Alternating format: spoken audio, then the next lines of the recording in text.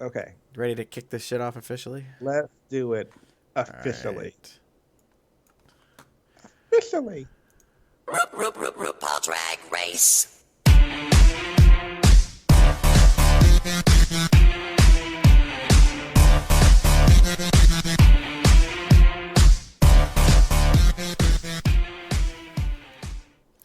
Hey, kitty girls, it's Sunday, March 17th, 2019, and welcome to Cubs Out Loud Drag Race Tea Time, Season 11, Episode number 3, also known as Diva Worship.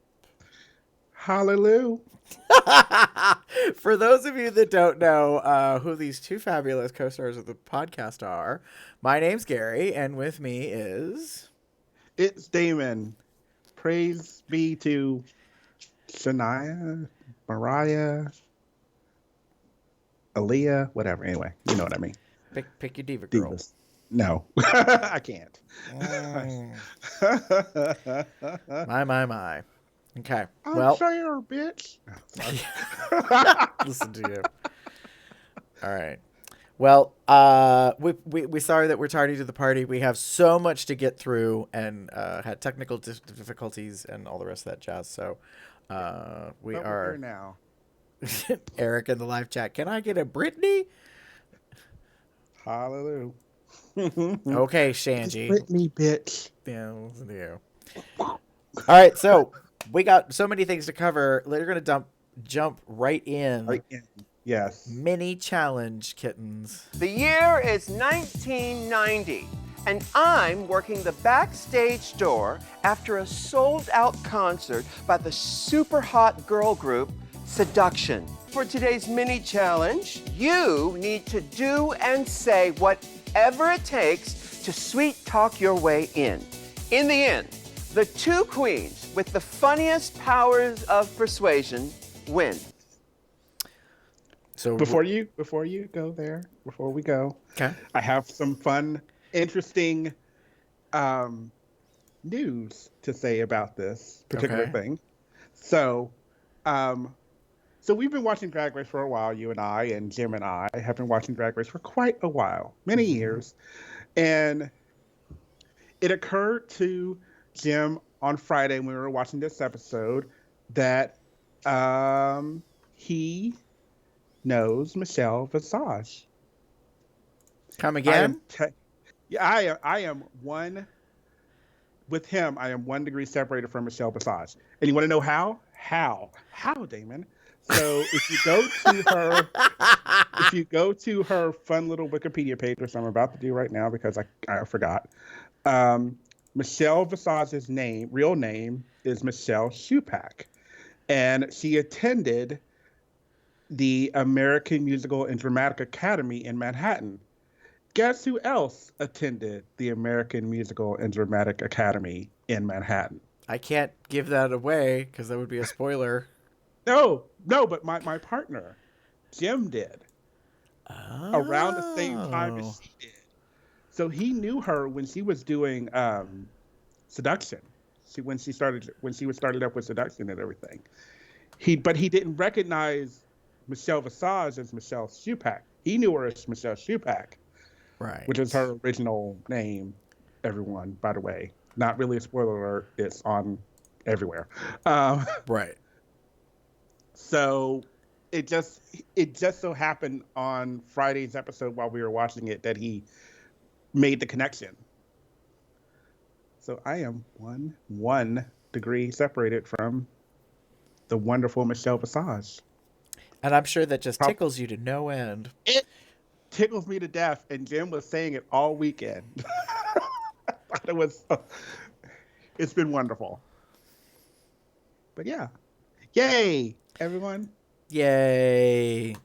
Well, congratulations on the revelation that the man in your life at one time knew, like, firsthand. Yes. Yeah. Ruth. He knew it was a blonde and all that stuff. So yeah. Wow. When she was if you read the Wikipedia page, she was a Madonna lookalike. Oh, yes. I do think I remember hearing something about that.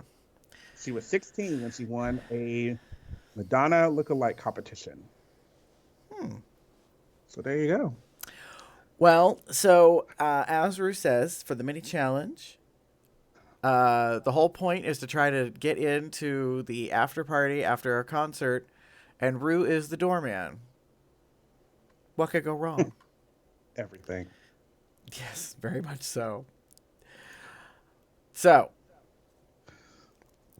task is 15, what is it, 15 minutes quick drag. 15 or 20, I can't remember which. 15. And they have to quickly have a get up. And notably, Ru says that there will be 2 queens that win, and the whole point is to be funny.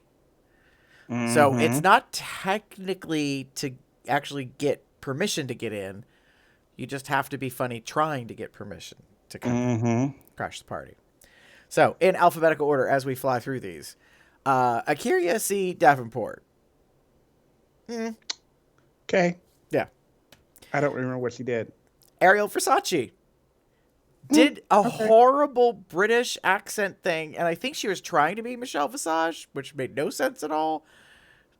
Like, she kept her back to the door, to the camera, and was, like, twerking while talking in an English accent that was really Question shitty. marks.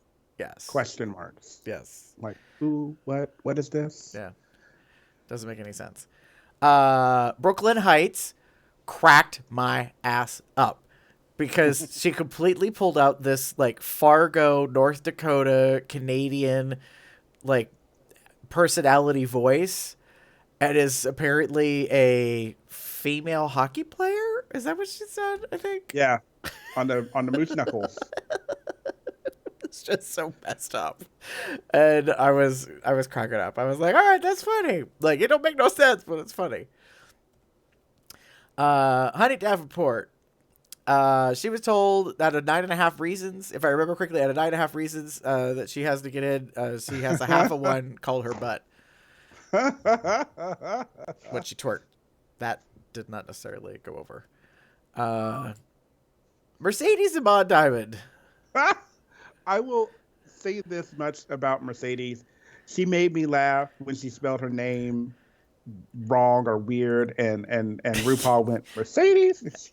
She was saying her name weirdly, and then Right. I was like, okay. Yeah. Like, that was cute. That was cute. Yeah. And then I got a theory on Mercedes, but I'll come back to that later. And then there's Miss Nita West. Long lost love child, apparently, of Michelle Visage prior to her seduction, like, you know, fame. She's my mom. She's my mom. Yeah, she's my mom. You gotta let me in. I know. It was kind of comedy gold in a way. Plastique Tiara. This was so short and so stupid. But it's so cute. It's meant to be kind of like the Japanese anime kind of thing, which I got it. I'm glad you did, Like, because right I off didn't. the bat, because I was like, oh, okay, it works, kind of. If you understand the reference, it works. I didn't understand the reference. As soon as you said it, I was like, oh, now I kind of get it. Yeah. Raja O'Hara. Girl, she was serving Streetwalker realness, and it cracked me up to no end. And I love how Rue clocked that it was a rabbit fur coat. Mm-hmm. And then Yeah. Raja played right along. She's like, yeah, this is my good coat. My good fur. My good fur. I was like, My good oh, fur. no, honey. No. But it was funny. Scarlet Envy, I don't know what this was. This made no sense to me. And the only thing they showed is that she got yelled at for loitering. I was like, okay. Sugarcane. I love how she guessed Tig Old Bitties was the password. I was like, good guess, but wrong. That would be, Tig Old I know. Bitties. Speaking of such things, and then there's Silky Nutmeg Ganache, who thought maybe that the Bazungas would get her in, which immediately was shot down. And then her and Rue kind of get into it, and Rue's like, and she's like, I'll knock this door down like a football player. Rue's like, I'd like to see you try. And then immediately Silky drops like the drag queen persona and goes full like like masculine butch and is like, oh yeah. And I was like, oh no, honey, here it comes. And sure as shit, she ran at the wall, which mind you, can be blown over rather easily and like bounces off of it. I'm glad they had a camera angle to catch her like nearly taking out the set. I was like, no, honey, no. It was, but it was funny. And then I honestly loved how Silky handled, I heard you say I can come in. I'm coming in. And she pushed open the door, which kind of messed things up because the door was never meant to open. It wasn't until that moment did I understand none of y'all was ever going to get in. It didn't matter how good you were. That was not the whole task. It wasn't to try to get in. It was just to be funny. Mm-hmm. And so Silky pushing the door open, on the camera and stuff, I thought it was funny in that case. Oh, Vanessa. You like calling her Vanessa. I do. I like mashing up Vanessa and Vanjie. Because I'm over the whole Vanjie thing, and like she's really grown on me this season. And so I was highly amused by she's guessing names to songs and just fucking it up. Name 5 seduction songs. Bitch, you name one. name more than one. Right. That's my. That made me laugh when Rue was like, "None of y'all know the names of songs." I was like, "Woo, that was shady."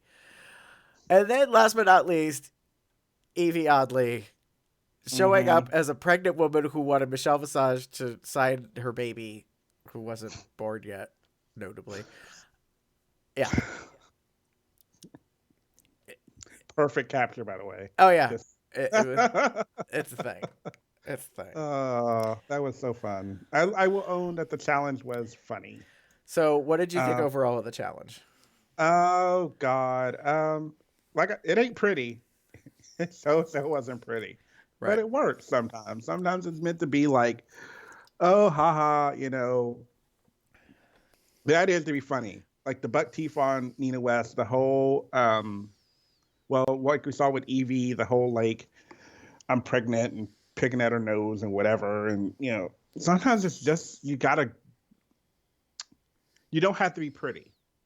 Right.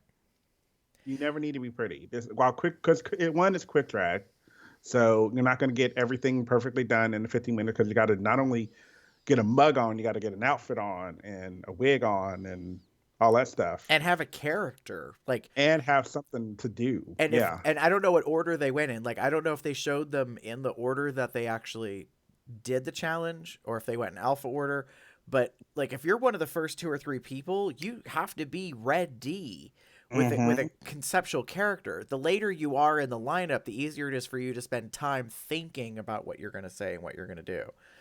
So there's more advantage to not be first, so to speak. I said for the mini challenge, over the top doesn't win. Very interesting. Because I honestly thought that Silky was going to be one of the two, and she wasn't. Yeah, that's true. I think she went too far. Like while it is good television, and it might be kind of comedy gold, I think it was kind of pushing things, and that's what I mean by like over the top doesn't win. Like I thought that Silky was going to be one of the top 2, and instead she wasn't. The winners this week were Nina West and Raja O'Hara. And they each get a $1,500 gift card from JJ Malibu. Ding. So, yeah, it was fun. It was a cute, quick mini, challenge. It went relatively fast. Nina West did get a lot of like camera time, I felt, compared to some of the other girls, but she also gave them a lot to work with. True. With the whole notebook written in pen, like maternity test, she's my mom, and then put on those goofy glasses and cried and carried on. And I loved how Rue's last comment was about, I'm going to get security and maybe a dentist for you. Like, that I thought that was fun, to say the least. And then we quickly moved on to the main challenge. Yes. For this week's maxi-challenge, you'll be starring in 2 she-evangelical talk shows. Where you will preach and teach the children about the divine pop diva of your choice. What could go wrong? Everything. Well, yeah, we'll get to that.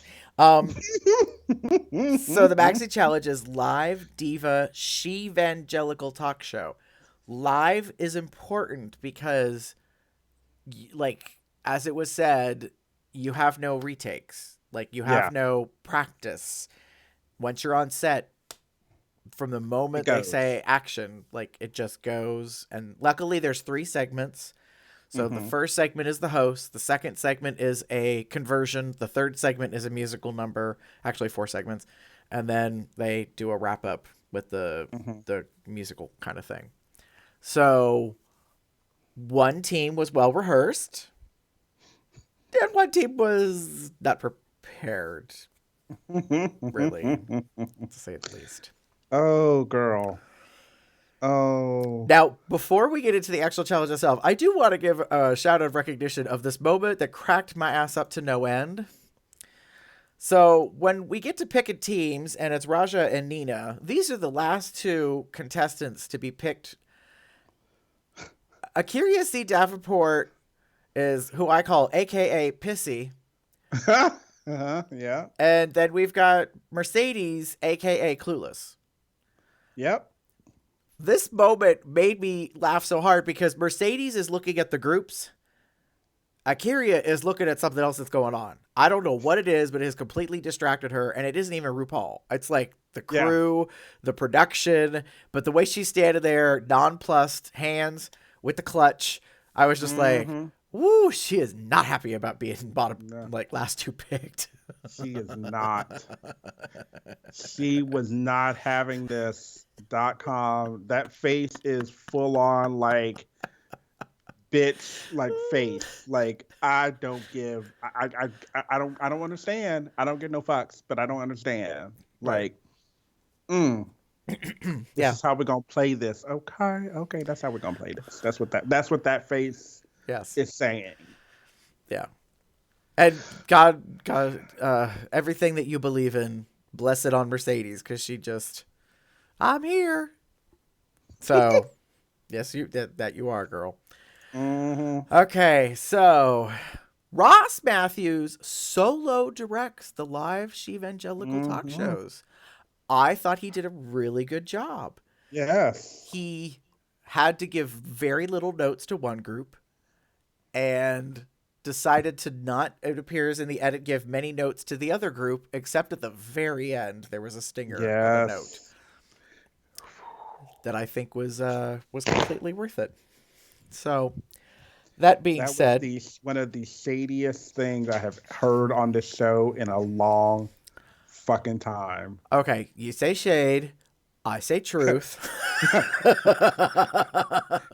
Truth can be shady. That's what I always say. Well, yeah. When you say something along those lines that's just like meant to like throw like you need to get better. Like Okay, anyway. Yes. Right along. So, first group up is It's Britney Bitch Network, the IBBN. IBBN. At first, I didn't understand this logo, but it's because I guess I'm not a big follower of Britney. I guess Britney's a big, like, Frappuccino drinker or something like that. So I was like, oh, it's cute. It's kind of fun. So Team Britney is made up of Nina, Brooke, Evie, Silky, Ariel, Mercedes, and Vanessa.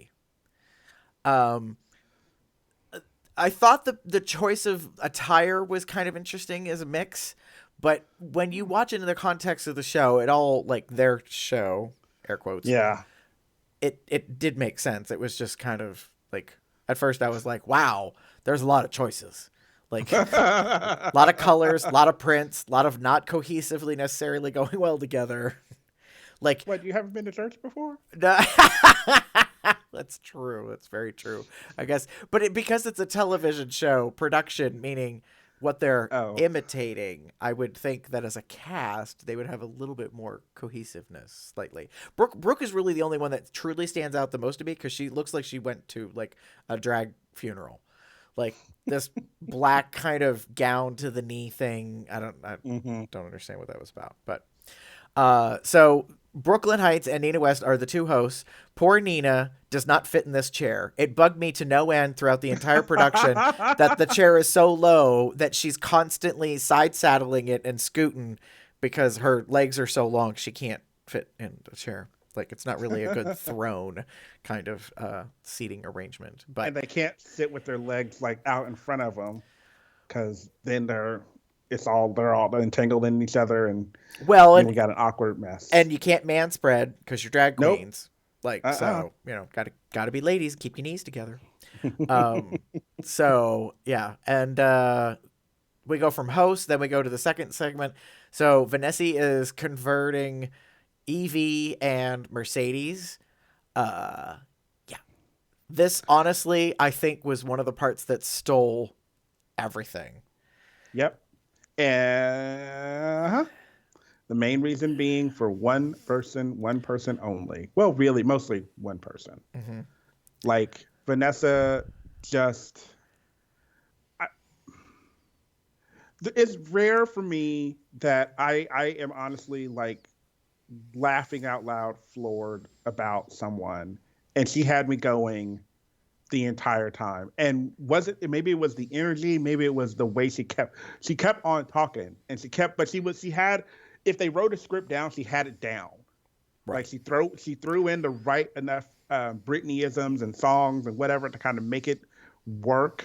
Mm-hmm. And she had the way she was doing it, it just was perfect. It was comedy, like you said, comedy gold. Yeah. And one of the best parts by far was when she flubbed, but she knows you can't retake. So she thanked herself and immediately caught it and then went on to thank Britney, like owned it and then thanked Britney. I thought that was like hysterical because even Nina says she's dropping character because she's laughing so much at how Vanessa is, carrying herself in this case. Man spread. Hi, Mercedes. Oh, yeah. So Mercedes was blessed to be with this group. I think they saved her ass in so many ways. And as Ariel says, while Ariel gets on my nerves, as Ariel says, girl, you had one job. Like, you basically had one moment of a line to deliver. And you still can't even get the line right. But I have a theory, and then I'll come back to it later on. Go for it. So, yeah. And then we move on to the musical number. Dun, dun, dun. So, I got a new sound effect. Here we go. This was a matching I was not predicting. Silky and Ariel, who had sort of been contentious in episode 2 because Ariel called out that Silky's loud and obnoxious, blah, blah, blah. In this case, I found it very interesting that Ariel says, well, I sing, and Silky, says she sings, so why don't we match up together and we'll do the musical number. And I don't blame Silky in confessional being like, bitch, what? Like... I thought you hated my ass, but honestly, they did well. Like I thought that they delivered on it. Mm-hmm. So yeah, there was that. And then we move on to group 2. When You Believe. Which is the name of a Mariah Carey song, in case you didn't realize. Thank you for that, because I did not know. It's technically it's a Mariah Carey Whitney Houston song. True. They did it for the Prince of Egypt. And there's your fun little tidbit of fact for today. Useless trivia by Damon. Hi. So the When You Believe group is Raja's group. So here we have Raja, Scarlett, Suga, Honey, Akiria, and Plastique. Mm-hmm. So what's interesting to me is color palette wise, I think it's sort of the same issues we're dealing with before. Mm-hmm. I have no idea why Scarlett picked that hat. Because although that seems to be slightly the theme, 4 out of the 6 are wearing hats. So, I mean, technically, Sugar probably should have had a hat, and then, you know, they would have. I don't think Sugar would have been able to have a hat with that hair. Well, she could have probably, you know, borrowed Raja's hat. But anyways, it wouldn't have gone with her outfit. I don't know. Visually, Honey stands out because she is wearing a big, bold, bright plaid print pattern outfit. Mm-hmm. Like, so I hate to say this, but like, Honey to me is wearing like high church drag. Yes. Like when you got some coin and you went and spent it and you want to show off at Yes. church, like that's the outfit that you wear. Raja, Yeah. on the other hand, in my opinion, is wearing like just traditional Sunday get up. Yeah. You know what I mean? Like there's Like- different levels. the let me put it like this. Okay, so Honey is wearing like Easter Sunday, like I just got this for this day, Mhm. and Raja is wearing pretty much, oh shit, I got like 10 minutes to get ready, like to get to church. Like, oh, let me just throw this on. I'll throw a hat on and that'll make it look better. Ties it all together. Yes, right. Kind of Sure. thing. We'll say that. Something like that. Girl, we're so Easter shady. Sunday. All right. So our hosts are Scarlett and Sugar. Scarlett was completely off her game. I think she was on Quaaludes. I don't know what happened. Something was going on. One of the judges pointed out, like, you got to be quick.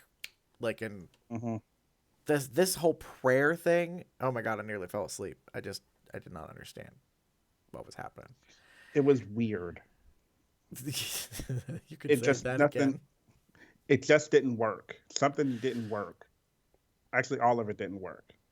Yeah, their timing and their pace was just not good. What's so funny? Eric's comment in the live chat. I literally have no words for this maxi challenge other than slam dunk and fiery plane crash. Yes, that's one way to describe it. So Plastique is our conversionist who is going to convert Kyria, who is an Ariana Grande fan, who apparently was found passed out outside of an Ariana Grande event of some sort. This was the most awkward of the whole thing for me, because Plastique made a choice that apparently nobody knew anything about until they were filming. Yeah. And boy, howdy, was that strange. A choice. Yes, you're right. It was a choice. She decided to do that weird guttural voice thing. And I think the whole point she was trying to play off of was the online feud thing that Mariah Carey fans and Mariah Carey supposedly hate Ariana Grande. Mm-hmm. But I was like, the first time she dropped her voice, I was like, why'd you turn into a man? I'm so confused. Like, why you talking like a dude suddenly? She was doing a supposedly possessed Diva Worship. Ooh. Yeah, but the fact that she kept that was flipping weird. in and out of that voice was throwing me off. It was weird. And again, props to the judges for some of the things that just didn't land. The biggest thing for me being in this particular scene is the whole, like, why is she an Ariana Grande fan? We don't really know she's an Ariana Grande fan until it's like, oh, she's got the A's in her ear, in her earrings. Mm-hmm. Nothing about this at all screams that she's an Ariana Grande fan. Right. Yeah, it was kind of strange, to say the least. And then we get to the musical number, where we have 2 women supposedly that can sing. And one of them's a lyricist who can't remember the words. Not even in confessional. Girl. I'll call it. I'll own it. Deservedly so. Oh my God. this I can't I like can't. Like from the moment they started till they thank God ended, Let's do thank God ended. I was just like I even have struggling singing what question marks down arrow. Like I wrote that down because I was just like, holy fuck, this is just like as if to like everything else that has been like going wrong and bad couldn't have possibly made this any worse. Then we go into this. Right. And it's just like, ooh. Yeah. Oh. Yeah. No. Yeah. Yeah, it's yeah. Oh. It was frightening. It was awful. It like was god awful. when Silky and Ariel were singing, I was like, okay, like it's not great.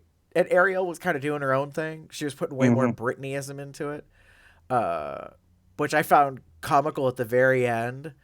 Because then Silky was holding on to the note and Ariel was finishing for Silky to end. And then, I don't know if you caught Ariel right at the very end added, ow. Like that Britney thing. And I was like, yeah, that's funny. Like, that to me, that was funny. I was like, all right, I see what you did there. So, yeah.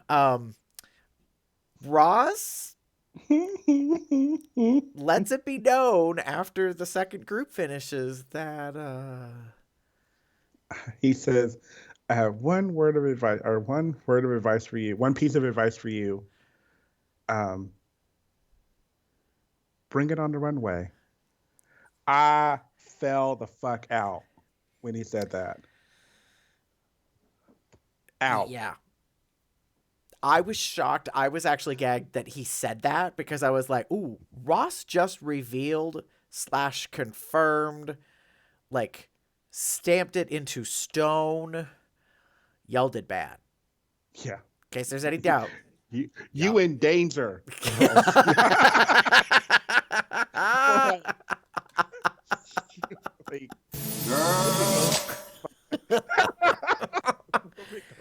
fuck out of this. I was just like, oh.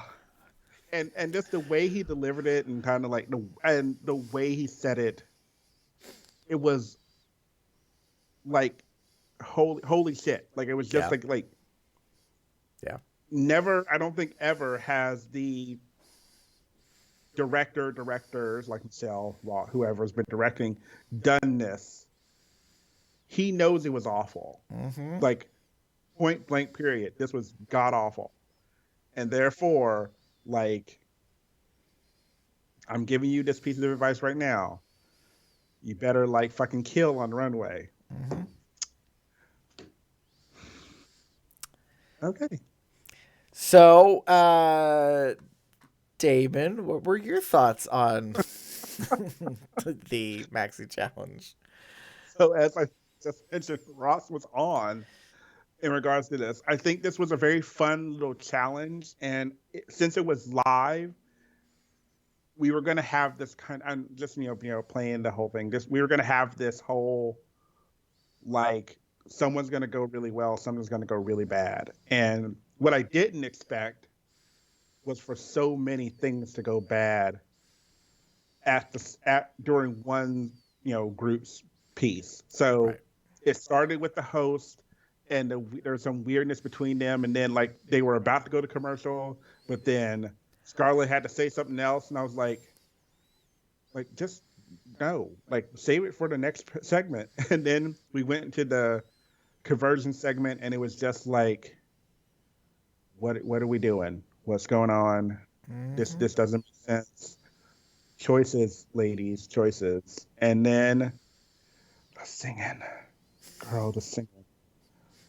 Because and that was the thing. Like they were talking about how like they could really do this, and they've sung and all this shit before. And I sing live in my shows, and I'm like, I may be called. I'd be asking for a fucking refund if I heard you singing like that. Can I get my money back? Yeah. I realize that it is impolite and perhaps immoral to take my tithe back, but bish, You suck. Ooh, it was so just Yeah. god awful. Just god, just As awful. as Eric said in the live chat, they reminded him of this horrible lady at his church that would get up to sing a song God gave her. And I'd look at my mom and say, she could give it back to God. Give it back. Fuck. Oh, as if there was So any doubt, Eric. If your mother ever had any doubt, you remind her of this moment because that's like some one of the witty, things, shady shit to say in yeah, church. that was all you needed was a little fan, like Mhm. whoop. But it's true. So I mean, and if they had played it that way, Right. I would have laughed my ass off because I know those ladies, Mm-hmm. the women that are in your church that everyone knows can't sing a lick of note, like at all, but they get up every other Sunday, or they're singing in the chorus. For some reason, the music director decides to give them a solo, and they just, and you're like, mm-mm. But okay, like if they had intentionally gone to make it bad, Right, and would have been okay. that's the problem I think with the second group. If they had gone into it 1,000% to make it so bad to be a parody of these things, the outcome would have been very different. But you could understand that that was not the direction. They honestly thought they were doing all right. And I was like, Mm-hmm. oh no. Like No, during the no. conversion scene, Raja is off camera and is like having a testify moment with a handkerchief in her hand. And I was like, no, girl, you can't be supportive of your team members in this moment. Can you not see the crash and burn? Like, All on this shit. I'm not even. I don't even know what even. I can't even. Like I just. Like I said, if they had gone like that route, I might have like been okay with it. But right. the fact that they were genuinely trying to pull this off and failing, and Yeah. and I would just say one thing again before we move on. Well, go to you. They had a choice. Mm-hmm. The one thing that I remember from the start of the challenge is you could pick any diva you wanted. And we know for a fact, because it was, revealed in Rue's walkthrough, that they didn't know shit about Mariah Mm-hmm. at all. Like I'm not like collective, not like they were like, oh, we were going on a collective knowledge. Well, if none of y'all knew nothing, there was nothing. Mm-hmm. And so, and that's I feel like we got. Right. Well, I mean, and here's the thing is, there's a part of me that's like, why do these queens, where have they been? Have they not watched 10 previous seasons plus All-Stars plus, like, Drag You? Like, come on. Like, it is so self-evident. When Rue drops hints, Rue drops, like, fucking elephant-sized turds of hints. How could you not see the turd, smell the turd? Like, you can't avoid it. Walk through the turd. So when Rue says, y'all don't seem to know anything about Mariah, is there any other divas? That would have been my note right there. Nope. No. Mariah is off the board. We're throwing all this away. Scrap everything we've just been doing. We're going to work all night. We're going to find another diva. Eric says in the live chat, I had more freaking knowledge of Mariah than their collective knowledge, and that's amazing because I am not a Mimi fan at all. Yeah, I mean, and I'm not really a Mariah fan. I mean, like, I know of her music, and I probably liked only her first, like, big album, and I did like that one holiday song until, like, everybody has now been brainwashed by it ad nauseum, so I don't even care for that anymore. Yeah. Yeah. I So don't even. It's just one of those Yeah. things where it's choices. It would have been. It was a choice. You decided to go despite everything, everything pointing at you to not do this. Right. Literally getting, like you said, a giant-sized turd of a hint from Rue to not do this. Yeah. But we'll do it anyway. Okay. I know. All right. Well, that's kind of what led to my thoughts on the maxi-challenge. Burn it with fire, girl. Angela Bassett this shit. Dump everything out on the car and the driveway and just burn it with fire. Like, just no more. It does not exist. Like, what was it at All Stars 4 when Latrice got all defensive is like, we don't talk about that. I mean, like, if I was any of the 6 of them, we don't talk about this challenge. We're not going to talk about this anymore. That's just not a thing. We will not be doing that. Are you ready to move on?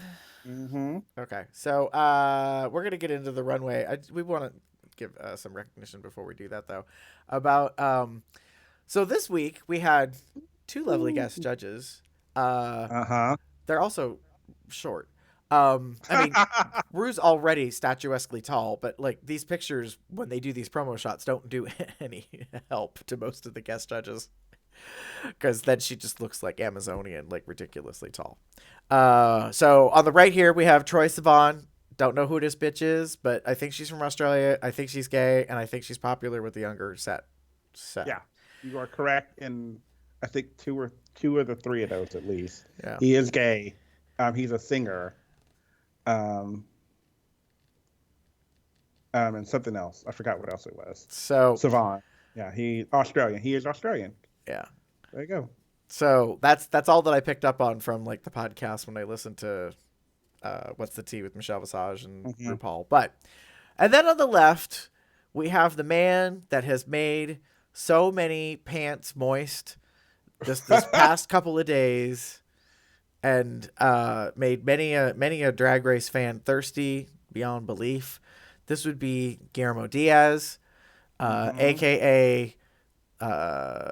Puerto Rican daddy that could have it anytime he wanted it. Turn me into a Cuban sandwich. Press me down the middle, baby. I really don't care. Just saying. You had that ready. Actually, I did not, to be honest. But Press me like a Cuban sandwich. Bitch. So here's the thing about, I've been trying to figure this out for the past couple of days. I'm like, why am I so in heat over Guillermo? Like because I do not react this way about celebrities. Rarely does a celebrity catch my attention, let alone make me wish that I could get pregnant.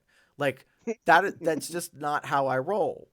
And I finally figured out some of it. Like I have a thing for guys with dark features, and he's got a nice big, full dark beard. But I realized he's got swagger. Like, he's got this kind of masculinity about his personality, how he carries forward. Although, as we'll get to later a little bit, like, in Untucked, like, he has Queenie moments because he's a gay man. So, there's nothing wrong with that. Ain't nothing wrong with that. You know what I realized, though? This motherfucker loves to wear braces. Yeah. So, they're not suspenders, necessarily. They're kind of like this halter brace, like... In a way, it's sort of a high fashion harness. So, and I realized that's part of my trip trigger. Like, not that that there's anything wrong with Guillermo, but that's one of the things. Like, I started looking at some pictures on the internet, and I was like, this motherfucker likes to sport these things. Like, he had an all black outfit for an awards show, and he was wearing the same type of harness getup, but it was black, and he was dressed in all black. So only if you look close enough could you see it. But I was like, all right, leather daddy, I see you. Like, you may not necessarily be into BDSM, but I'm going to take a wild guess. Oh. So it was funny. So I was watching the episode Friday night, and they go to Mr. Guillermo, and literally, like like that feeling, just like, holy shit, that is a hot looking man. And I was like, where? First of all, my first thought was, where the fuck do I know him from? Where do I know him from? Why do I know? And then my second thought was, is he gay? Is he gay? Can I find out if he's gay? Do I know if he's gay? Like, so I'm literally like on my computer, put away. Yep, he's gay. Like, And here's the thing. I didn't know that he was gay. Not that I really know of him. I didn't like, either. He's on Scandal, but I don't watch that show. Same here. So I was like, oh, okay, like whatever. Although he was in a movie a long time ago that I watched that I hated with a passion, which is 200 Cigarettes. It's kind of like an underground cult like classic that some people really love. I saw it when it came out in theaters at a cheap dollar theater. I thought it was the dumbest movie ever. It's about New Year's and a bunch of like weird, strange people getting together. But I decided to start following Guillermo on his Instagram because I'm thirsty like that. And there was a promo for 200 Cigarettes, like the anniversary or something. And I was like, and he was listed in the credits, and I was like, really? I'm like, Daddy was in that? Okay. I mean, mind you, it was a long time ago and he was much younger, but yeah. So quench that thirst. we just want to recognize that Guillermo. He was just so, and not only that, he was a good judge. Like, he had some funny moments. He had his and just like look at his picture. Look at this picture right now. And if you can't find like the about this, like the moment, like just, I don't know what's wrong with you. You need to be fixed. Like this is just so like fuck. Yeah. I'm not a bottom, but you're willing to try? Yes. Anyway, sorry, I'm going to stop because I know we got a show to do. I know. We got to move on with the show. So we're going to stop fan spooging all over the place about Guillermo. So it's time for the runway. This week, we challenged my girls to raise the roof in their own Diva Worship TV shows. And tonight, on the runway, get ready to binge because the category is Fringe. So this has to be the shortest category title in the history of 11 plus seasons. Yeah. Category is one word. Fringe. It just cracks me up to no end. I was like, okay, so fringe is the word. So let's talk about Stomp the Runway, girl, because they gotta deliver looks. Mm-hmm. So if my pictures are gonna work right, I was having a problem right beforehand, before we went live. So Miss Akiria is up first. She came walking out, and I was like, oh, yes, check, accomplished the task. Mm-hmm. Not a doubt about what the theme was, what she was delivering. Mm-hmm. She was literally dripping in strands of gold chain or gold rhinestone and all that jazz.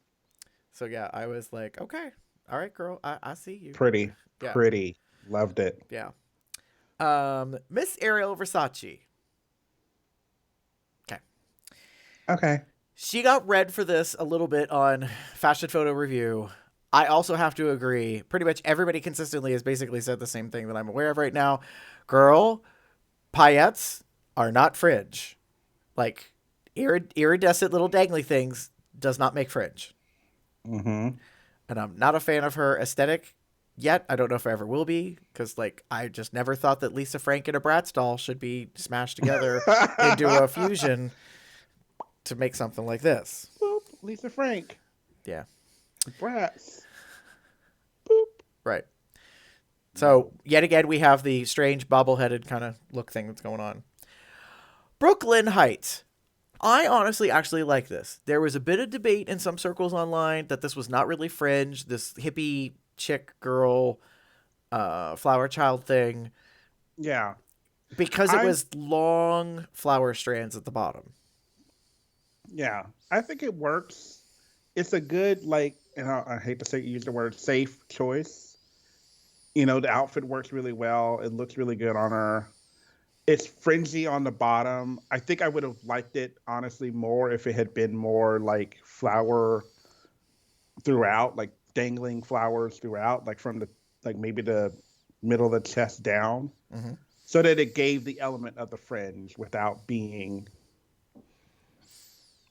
just a little at the bottom. Not that it Right. was a little, but it's just Right. yeah. And she didn't really have it anywhere else. Like there was not like she didn't have strands hanging from the cuffs, the bracelets, Mm-hmm. the headband. You know what I mean? Like it just Yeah. there was a couple of flowers randomly placed on the arms, and so Yeah, I would have liked it better if it had been like, especially on like the headpiece, like if it had like something in the back to kind of give the dangle fringe at the on the sides and back of it. yeah. I don't know. So yeah, I mean, you know, and when you get the full length shot here, like it's pretty much just from the waist down is where the fringe, quote unquote, is coming. I don't hate this outfit. I just recognize why a lot of people didn't feel that it fulfilled a real fringe element, a real big drag, element of fringe. So, sure. Honey Davenport. Now, I do not get this reference, even though I like Gaga. I'm not familiar with exactly where this comes from. Me So I don't dislike it. I thought it was very bold. In fact, if anything, I thought it was very Grace Jones meets Janet Jackson. Yeah. And I'm not mad about it. Like she came out, I was like, well, that's a say something hat. Like obviously it's Sunday. I mean, like I was like, she's delivering this thing and I'm okay with it, Yeah, I really like this. I like it in its not really simplicity. Right. Just that it's all one colored. It's all like, obviously, it's not like a traditional fringe material.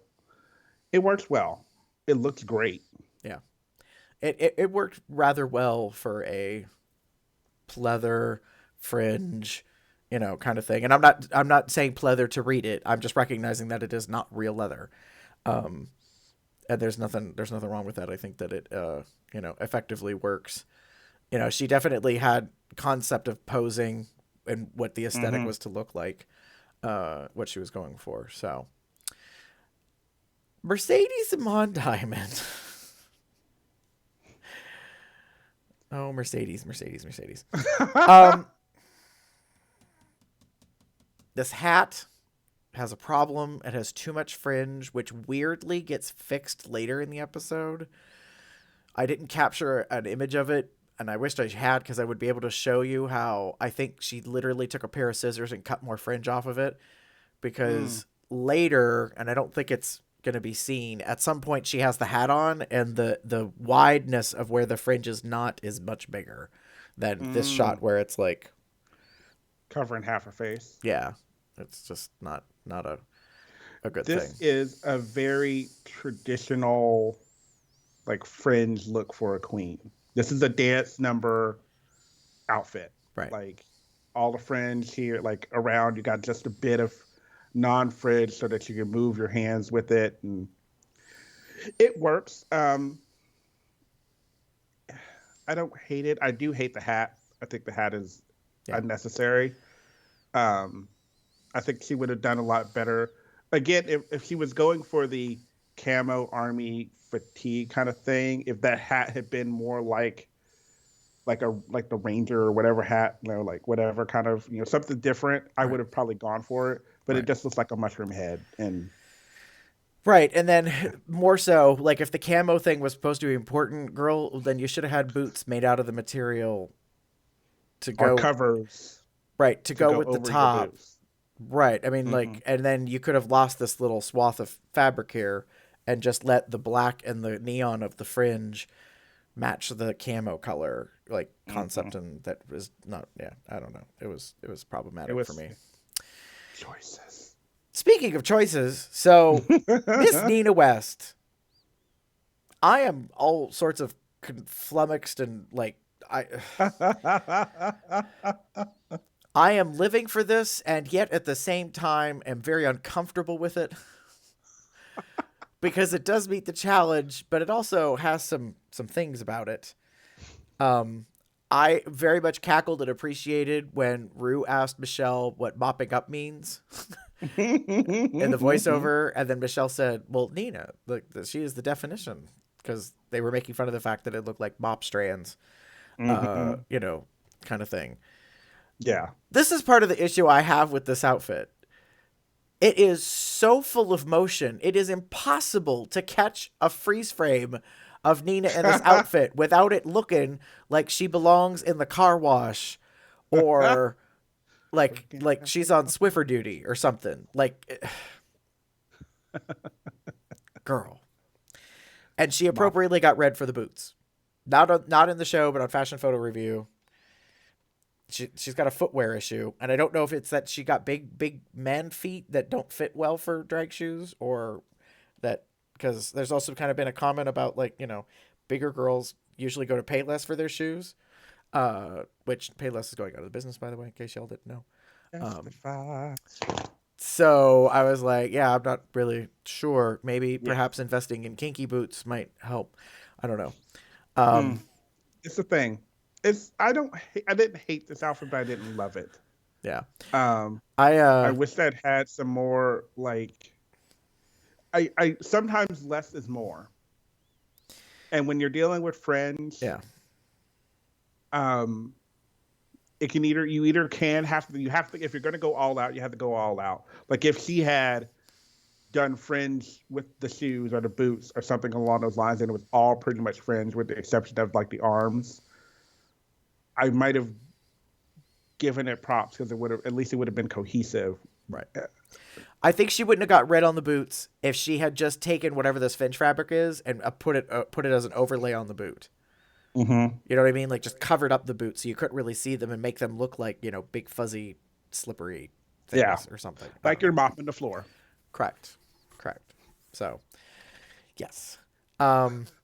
Plastic tiara. Interestingly, this was one of the funnier moments in the show. Comes out in a gray pony with all these glass beads in fringe. And I loved when Rue does an imitation of Plastic's voice from the maxi-challenge about Ariana Grande. Like, it's so messed up. So messed up. Yeah.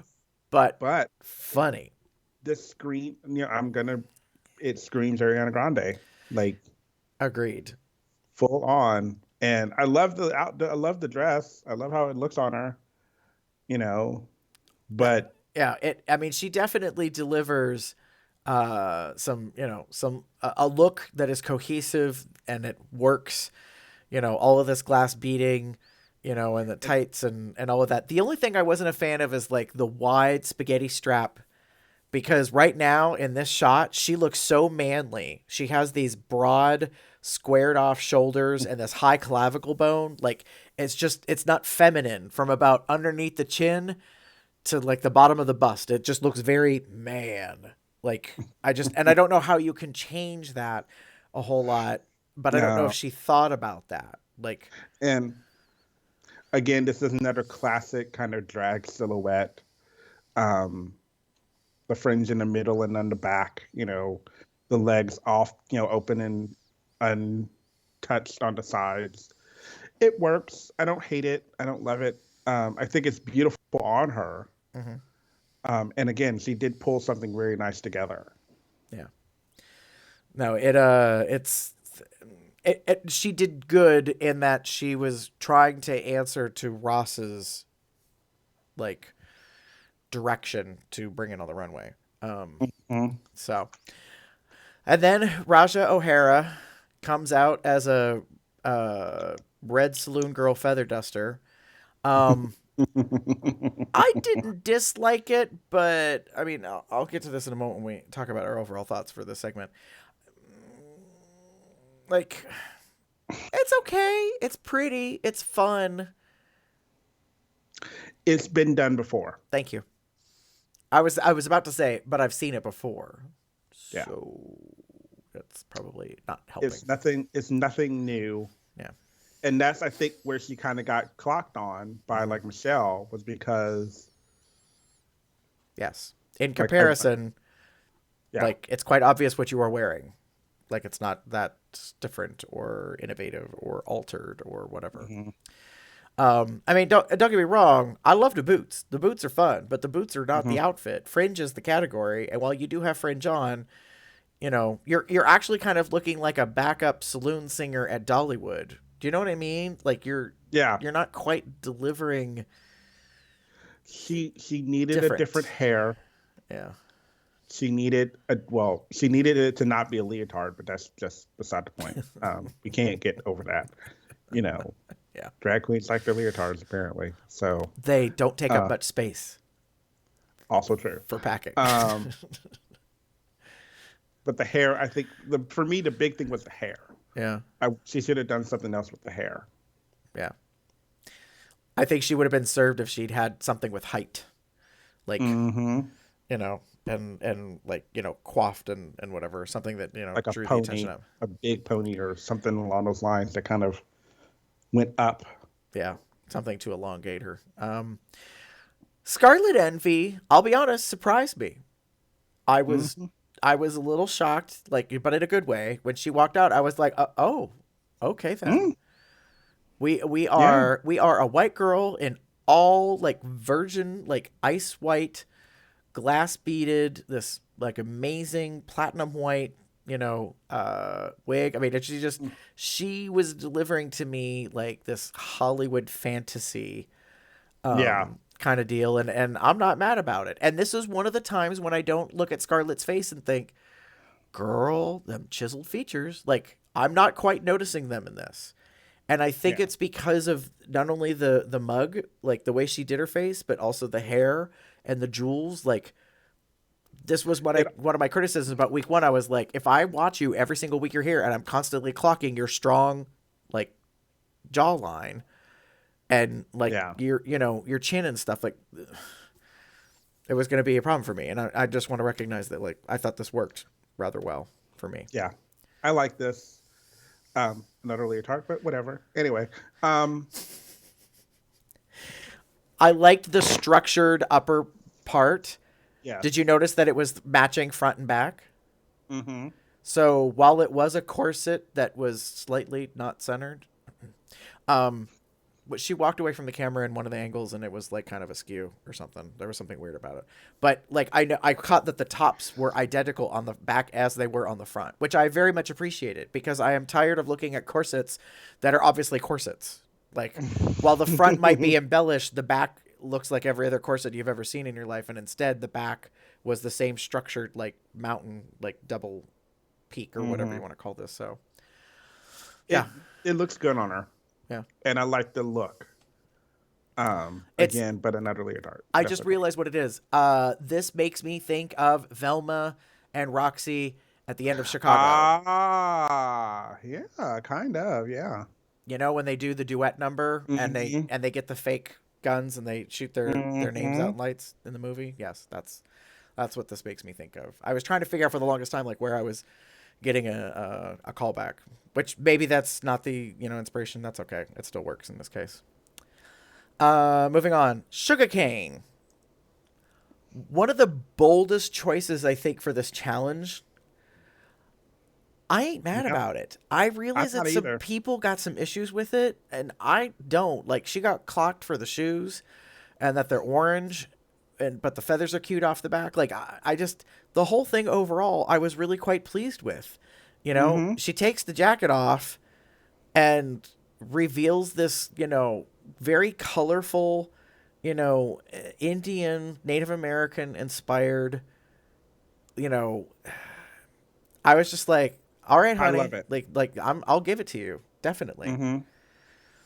I actually really loved this. I thought it was a great choice or a bold move in a sense, only because you're showing your heritage. We find out in the course of the episode that she's, part Native American, part Latin. I think she's part Puerto Rican. Yeah. Specifically, because Guillermo, I think, made reference to that. Yeah.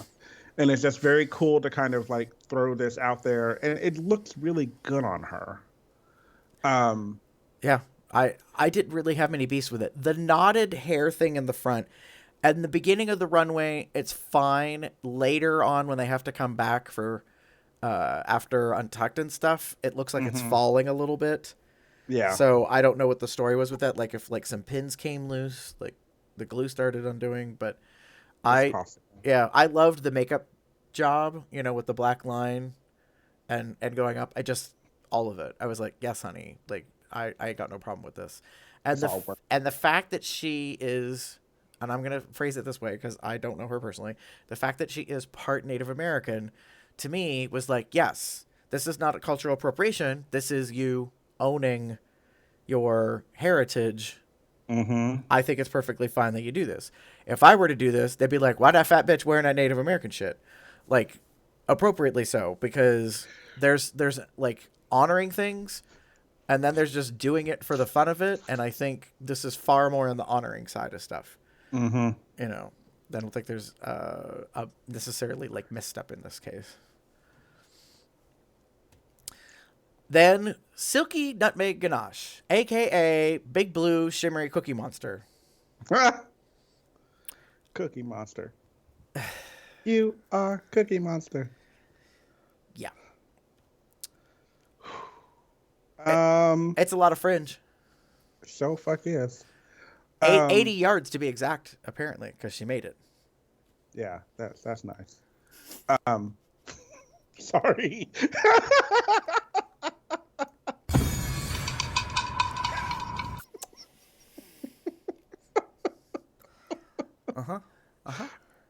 Oh, ooh, it got dark in here for a second. I don't know what, but anyway. I was very much not the biggest fan of this. I was underwhelmed. Yeah. Does it meet the category? Yes, it is fringe. Absolutely. But to be honest, do you know what this was reminding me of? And I don't think this is the intention. This reminds me of one of the funniest scenes in any comedy movie in the history of Hollywood. You need to go back to the 80s, and you need to watch a little movie called Jumpin' Jack Flash with an unknown comic by the name of Whoopi Goldberg. There is a moment when she plays a undercover spy, and she is attempting to get something out of a room, and her blue cocktail dress gets caught in a paper shredder. Every time I see this movie, I am nearly in tears over this scene. It's so stupidly funny that her dress gets caught in the paper shredder, and she's literally fighting with the machine to get her dress back out before it gets eaten up off of her body. Nice. That's what this dress makes me think of, because of all the fringe on the bottom, like, and how it's all kind of straggled. And as we find out, it is a tearaway. That comes up in Untucked. Yes. Mm-hmm. We'll Yes, get to that momentarily. Mm-hmm. Moving right along, Vanessa Vanjie Mateo gives us Shimmy, Shimmy, Shimmy, Cocoa Pop. She comes out in about the least amount of fabric of anybody in this runway challenge. Yeah. With hair that's like in contention with Brooklyn's as the longest. Yeah. Well, also maybe Plastique because hers is a big pony. But yeah, like I was really happy with this. She came walking out, and at first I was like, eh. But then when she moved, I realized the whole thing is nothing but crisscross. Like, yeah. There's a pattern. It's a really simple fringe drape, but, you know, like she said, she's going to shimmy and work it all over the place with her hips and all that. And I think, who was it that, I think it may have been on, I caught it on Twitter. So we've noticed a theme with her and red. You don't say. No, yeah, I totally say it. There's been a theme, and she understands that, and I don't think she hasn't said anything yet about it, but I'm very curious to see if we keep getting the same color. And I'm not going to say I'm mad about it, but I'm kind of about it, because I'm like if you can theme everything, like depending on the nature of the runway, and keep it in this red, simple theme, then honestly you stand out, because everything you have worn has been one color. And while that you may think that's boring, but if it's something different, like the Libra with the big, and this, there's a big difference between these two things. Right. Now, if she wore the same shoes, I might have a problem with it, but that's right. neither here nor there. But like, Right. I like this. It's okay. Um, it's simple-ish. Right. So yeah. Yeah. No, I think she I think that she did pretty good with it, you know. It's not wowing me, like blowing me away, but at the same time I don't hate it. Like Yeah. it meets the challenge. But what did blow me away that I was not quite ready for Mm-hmm. was Evie Oddly serving jellyfish Yes. on the runway. I honestly was surprised, and I'll get to it in a moment, about this whole, like, her preparation to pull this look together back in the workroom. But I was like, wow, Yeah. like, this is a statement. Mm-hmm. Very Um, much so. I'm not the big fan of the shoes. yeah, I can't with the shoes. But what else can you do with that? You can't. right. So, but all in all, like I am absolutely floored by this concept, Mm-hmm. this put together concept that she did. Yeah. I'm not mad about it. I understand that some people were kind of like picking on the umbrella a little bit and stuff, but I was like, hey, she flat out has said from the very beginning that she was going to do different stuff, Mm-hmm. and this is delivering on that. So, Yep. you know, I'm not upset about it, to say the least. So, all the girls get to line up. Notably, they are divided by team. So Nina and Raja are side by side in the center, and then working to your left, it's Raja's team, and working from to the right from Nina, it's Nina's team in Mm-hmm. their lineup deal. So before we continue on, Damon, what were your thoughts overall about the Fringe Challenge? So, like I said, come through, friends. Mm-hmm. This was a very fun take on a simple concept. We all know Fringe. We all know that it's a classic drag staple. You know, if you want some movement without having to move a whole lot, you throw some Fringe on it, and there you go. Right. And this I liked for the most part because we got several different options. Mm-hmm. You know, some were hits, some were misses. My hits were obviously Evie and Akira and Scarlet were kind of my favorites, and gosh, Sugar, like these different kind of choices that they made with those that Mm-hmm. worked really well. Right. But you then got into some of the classic staples that, you know, okay, but it works. Yeah. If someone told you Fringe, I saw what if a drag queen told me Fringe would wear. And I'm not necessarily mad at it. I'm just like, there you go. Right. For me, I said there's club spaces and then there's drag race runway. And that's kind of spinning off of what Michelle Visage ends up saying.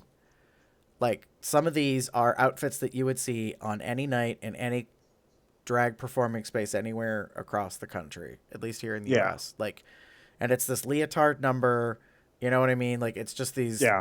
they're so predictable. It's Ariel, Mercedes, Raja, Plastique. Mm-hmm.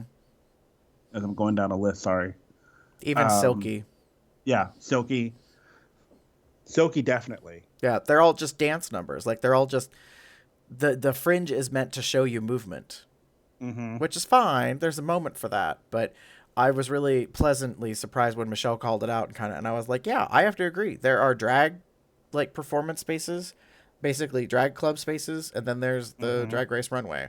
And the runway is called a runway for a reason. Like, so while we have harped in the past on fashion and couture, like, Yeah, stepping it up is the thing that's going to help you stand out a little bit.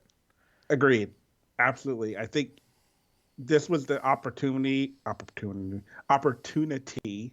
to change it up because, as you know, it's not a club. This isn't a gig. Right. This is an elevation, quite an elevation of that. Right. This is the point where you're now going to be moving on to doing bigger and better things because you've been on the show. and this is where you needed to start setting that like bar. I was somewhat slightly disappointed in a few of the choices that were made on here. Just very disappointed. And Right. okay. So, Team Nina is the winner of the two teams. Let's all act shocked, shall we? Yes, we shall try to act shocked because we didn't see that coming. Not at all. Had no clue that one team was so much better than the other team. Right. Nina wins. Speaking of shocked faces. So Nina had a double win. She was one of the winners in the mini challenge and she won on the runway. Nice. For her performance in the maxi and what she delivered on the runway altogether. So kudos to her. While her fringe outfit may not have been revolutionary and the mushroom head might have been questionable, she delivered and she won. So, and I think honestly she did a really great job in the challenge. Yeah. She was a host. She did a really good job. She kept the pace. She moved things along. She was funny when she needed to be funny. It just all really worked overall. And she led her team to a victory. Yeah. So brava. Yes, deservedly so. Nina West wins a $3,500 gift card from ISL NYC Jewelry. Ooh. I know, girl. I don't know how expensive the jewelry is, so I'm not sure if $3,500 goes very little or very far. But you know, she raking in a coin in terms of the gifts so far, because I think that's her third gift win of some sort so far in the season. So yeah, that means that the other team, Team Raja, aka the House of Mariah, Worship, are in the bottom. Shocked, I say. They were. I can't. I know you can't. You can't even do it with a straight face. Yeah. Yeah, I was not surprised that the other six were, in the bottom, meaning, their whole team did not perform, well. So they were, not allowed to go back stage right away in this case. And then got their criticisms and that kind of stuff. So, that being the case, let's get into Untucked, shall we? This is not RuPaul's best friend, right? I feel very attacked. You're perfect. You're beautiful. I do not want to go home. You just want someone to fight with. I've had it officially. This is Untucked, backstage of the competition to become America's next drag superstar. Girl, if you're not watching Untucked, you're only getting half the story. Girl. So let it all hang out, hunty. It took till episode 3 for us to get a true Untucked episode. And by that, I mean high drama, high energy. Like, it was a roller coaster ride of emotion. All kinds of shit happened and went down. We're not going to get into all of it. But if you didn't see Untucked, you really need to. This was the one episode out of 3 so far that you missed a whole bunch of shit that happened. So, Evie Oddly goes in on Silky. I didn't quite understand it. I went back and watched Untucked again, and then I put all the events in sequence, and then I finally understood really what the fight was about. Evie is our protagonist. Ain't got no time for bullshit. She will call it out. She will be the instigator. Yes. And there was so much bullshit going on here. So let me just say this before you continue. It's okay. As someone who has grown up in a life, living in church and whatever, you've come across this moment where you're playing, not even playing. Like, this is a whole, like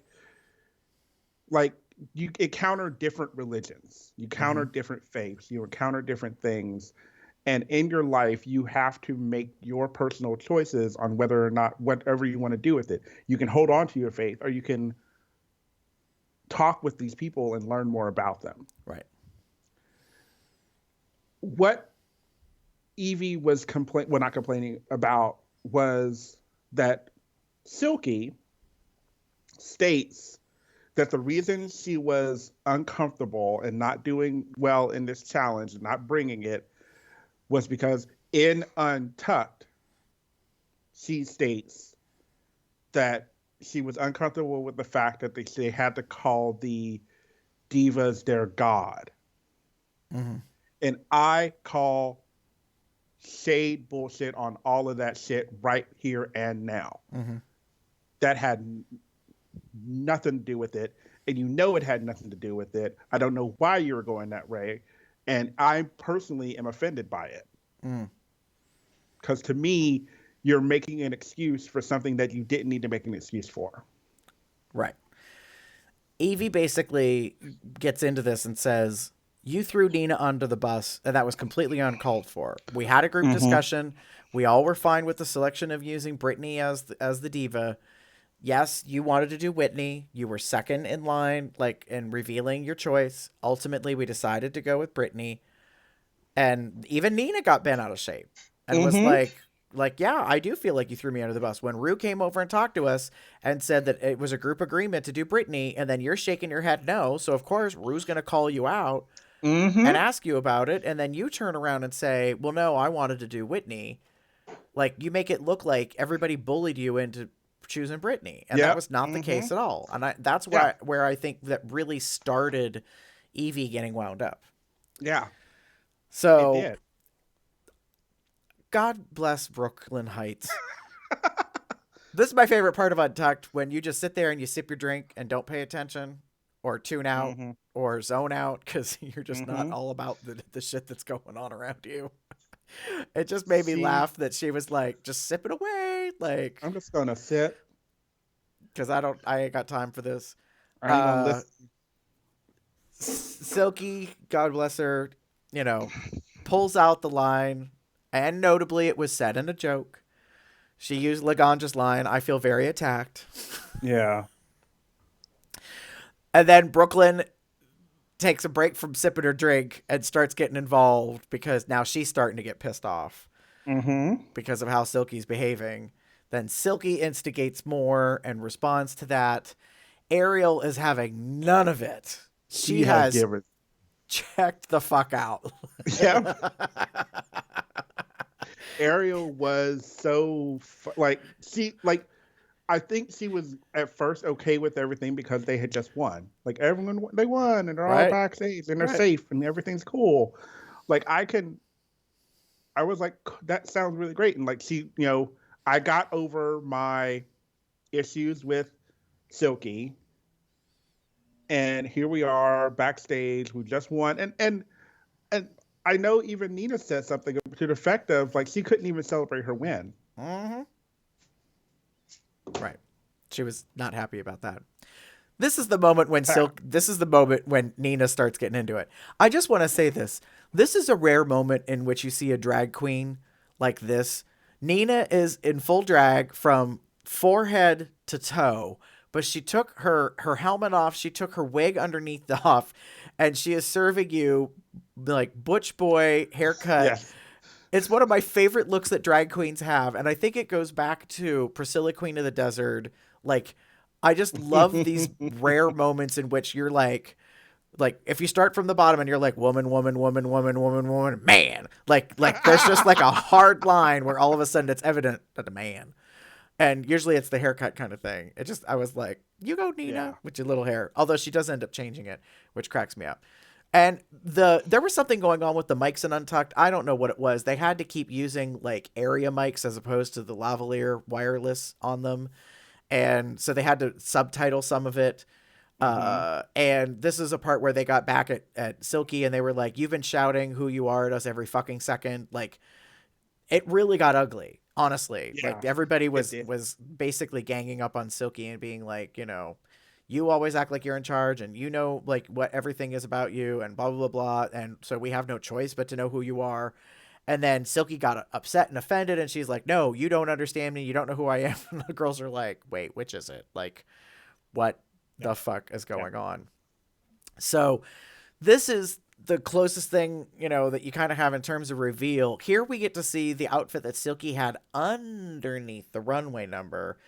She like does this whole split personality thing moment, and I'm not being disparaging of mental health. I'm just failing in this moment to come up with better words to describe what the heck happens with at this moment. Right, when she just suddenly decides to rip her outfit apart and come to find out it was like a poncho cover-up, and she was actually hiding this dance leotard number underneath. And she kept on saying, and she said it more than once, like, I'm prepared to lip sync for my life. I'm damn ready. And then she rips it off, and I'm just like, okay. Okay, what did that have to do with anything that was? And I think even Evie says that, or Brooklyn, Ariel, one of them says, what does that have to do with like us? And Nina calls it out and says, why are we all shouting? Yeah. Like, because Nina, and this is one of the things I love about Nina. I'm hoping and praying she goes really far, you know, all the way to the end. Yes, please. I love the fact that they call her dad. And I love the fact that she's so parental that she's like kind of being the calm center of the storm and is like, why are we yelling? What is going on here? You know, and then ends up consoling Honey later during Untucked. I mean, like, she's definitively coming across as like the paternal, maternal, you know, kind of Buddha thing. See, there's the wig. So like for a little while, Nina had taken all of the helmet thing off and the hair. Then the hair comes back because I think she realized that she probably looked prettier with hair on and with the hair off. So, although I want to point out, what is with the glory hole behind Nina? This was distracted the fuck out of me in Untucked. I was like, why is there just a random hole in a pink wall? Anybody?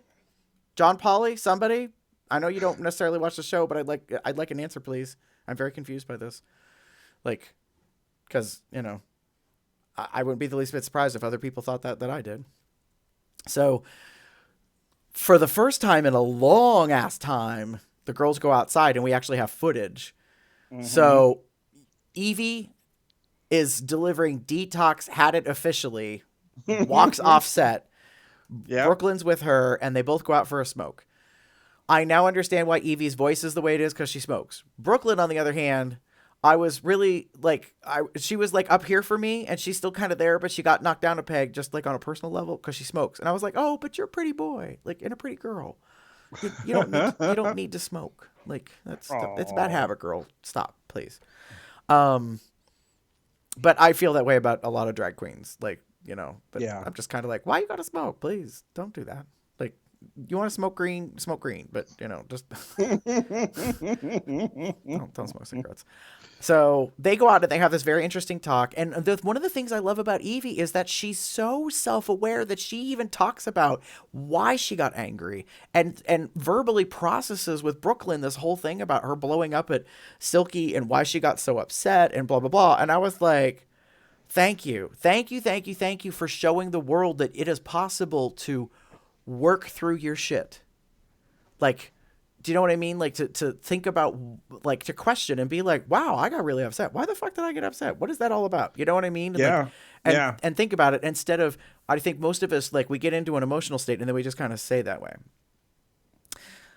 You know what, Eric? Very funny in the live chat. He's like, leave it to you to be the only one who knows the glory hole. I am not the only one who knows the glory hole. I am the first one probably out of all the recaps to talk about it. So there you go. Yeah. Then we're going to talk about the gag of the season. And the reason why it's the gag of the season, because we're only 3 episodes in, so Lord only knows what the hell else is going to come. This moment, this Untucked extended clip where Michelle Visage looks like a sex doll. Unintentionally.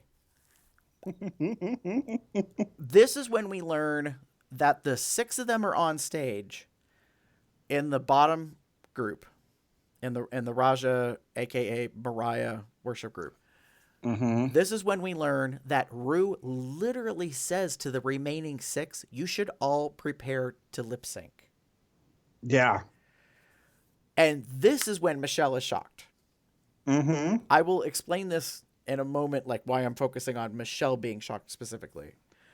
Cool. This is when the six walk back and then Scarlett drops the bomb. And this is Brooklyn reacting to finding out that all six of them may have to lip sync. This is Evie reacting to all six of them. Mercedes even, all jaws dropping. Like, nobody understands how to process it. Even Troye Sivan, when he comes back, like, while everyone, not everyone, but a few of the girls are like wetting their panties over him because they think he's so dreamy. And Plastic Tiara totally turned into a Beatles girl fan moment. I was like, girl, your tuck gonna pop. You best be careful. But Fucking true.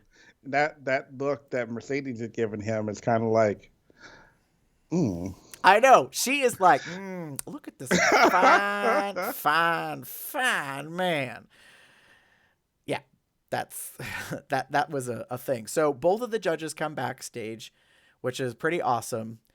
Even Nina West, everybody got open mouth disease in this episode of Untucked. I don't know what it is, but it's going around. I mean, Nina looks more like Michelle as a sex doll in this moment. Love you, Nina.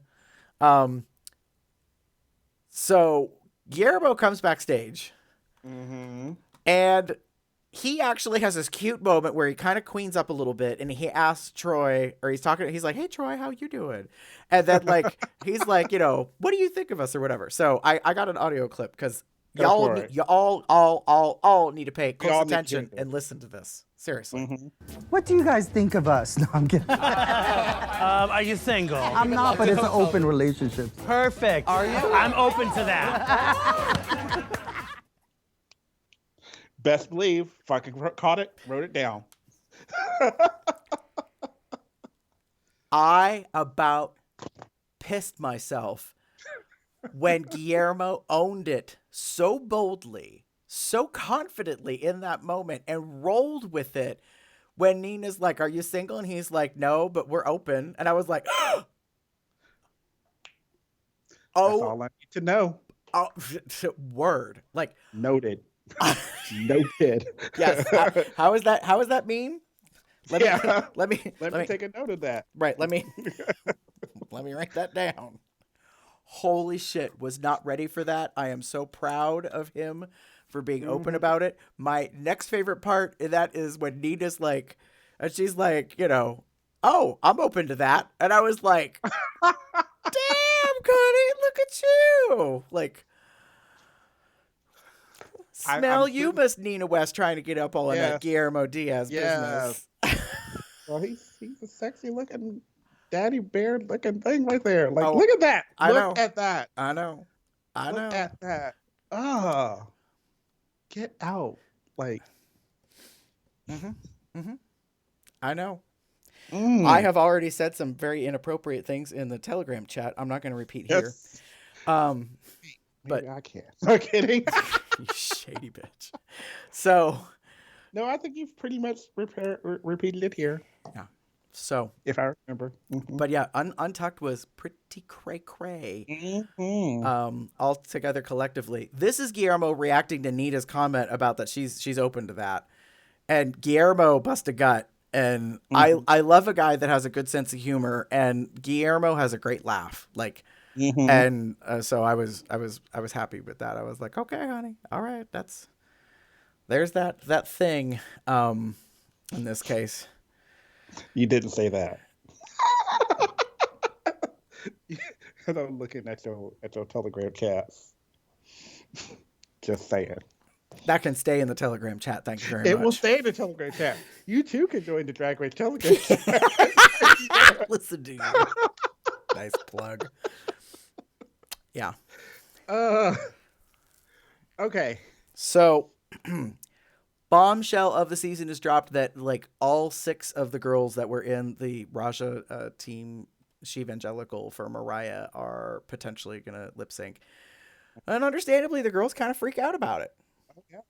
And, everybody's not necessarily doing well with that information.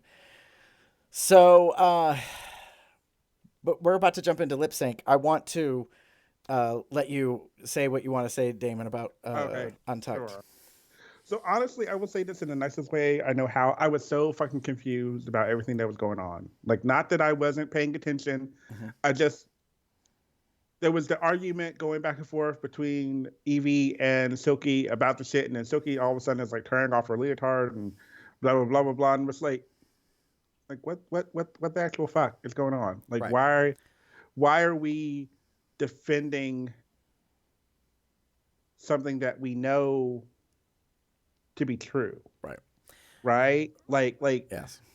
again, as I mentioned before, like I said, I was kind of offended by it because to me, you're using something personal and sacred to justify your behavior or your work, how you handled this challenge. Right. At the same time, however, you're apparently preparing to lip sync for your life because you thought you would potentially be in the bottom. So you thought you did bad. Because in her mind, it wasn't going to be a team that would be in the bottom. It was individuals.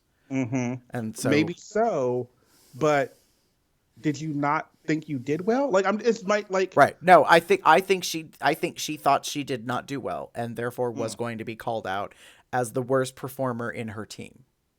Maybe. Who knows? Whatever. Yeah. I don't think she did bad. I think it was fine. I think again, she's using something, and I'll go ahead. I'll own it.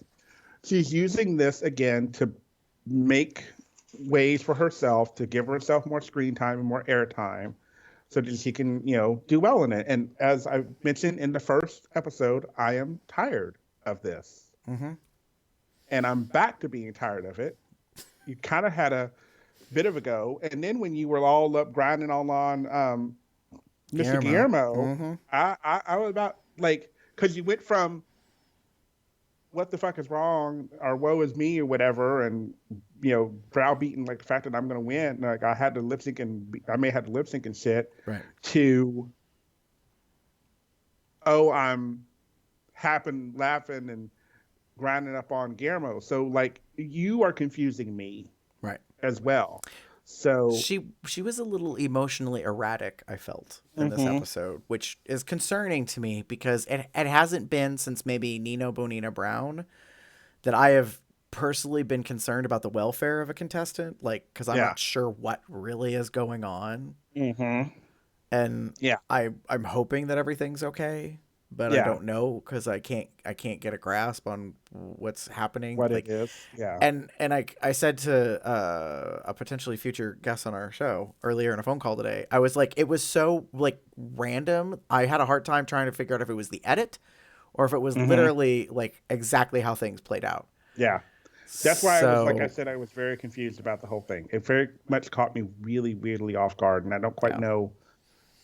Yeah. But I'm officially over it. So basically what I said was time to hit the pavement, girl.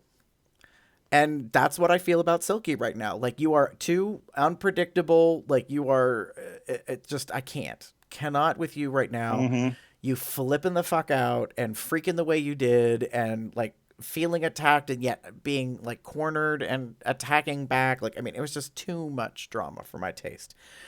The drama that came from the bottom six potentially having to lip sync and all of them having to prepare was drama enough in the Untucked episode. We did not need you like bringing it up so crazy. Making something out of nothing. You knew you were safe. Right. Yeah. Like you were safe. Yeah. Like you already knew that. Yeah. You guys won the challenge. Ru has said you're all safe. Nina won the whole thing. Good for her. Yay. Right. Like, why did we have to use something to defend ourselves against another queen? Anyway, sorry. It's just... I know. Let's move on, shall we? Yes. Lip sync for your life. This is going to be in a couple pieces. You'll understand as it all plays out. And if you saw it, then you're well aware. Well, that reminds me. I should actually probably play this instead, just so everybody's ready.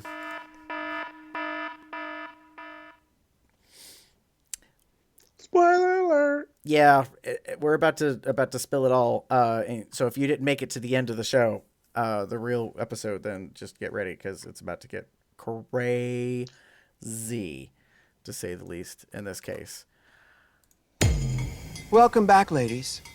I've made some decisions. Y'all need to step your pussy up. For the first time in Drag Race history, all of you will be lip syncing for your lives. Oh my God. What? I can't breathe.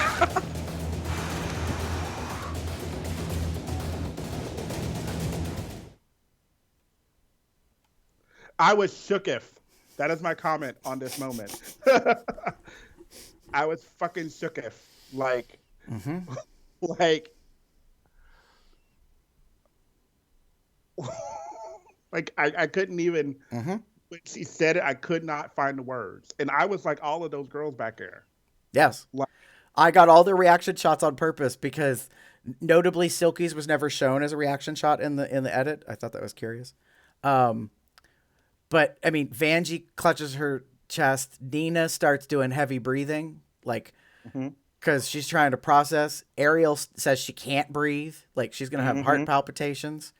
Now, remember when I showed you the way Michelle Visage looked in the Untucked exclusive when Rue dropped the bomb on the bottom 6 that they should prepare to lip sync? Like all 6 of them should be prepared to lip sync.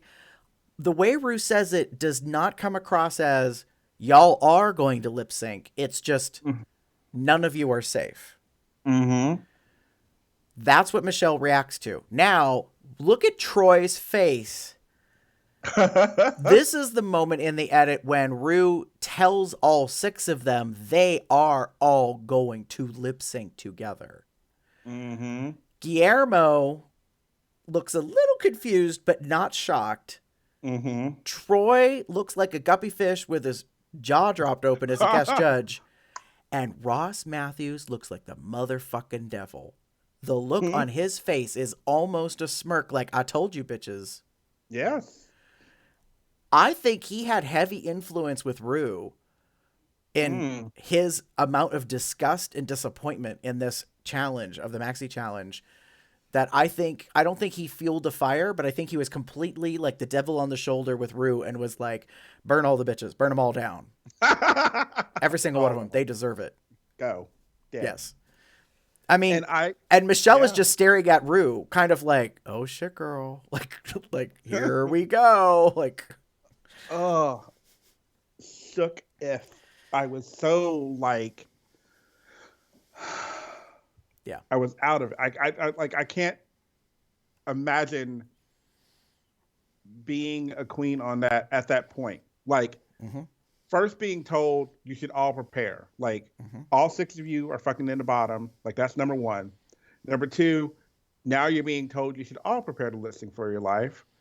You're like, well, fuck. Like, there's nothing that has saved me, essentially. Not even this fabulous leotard that I'm wearing.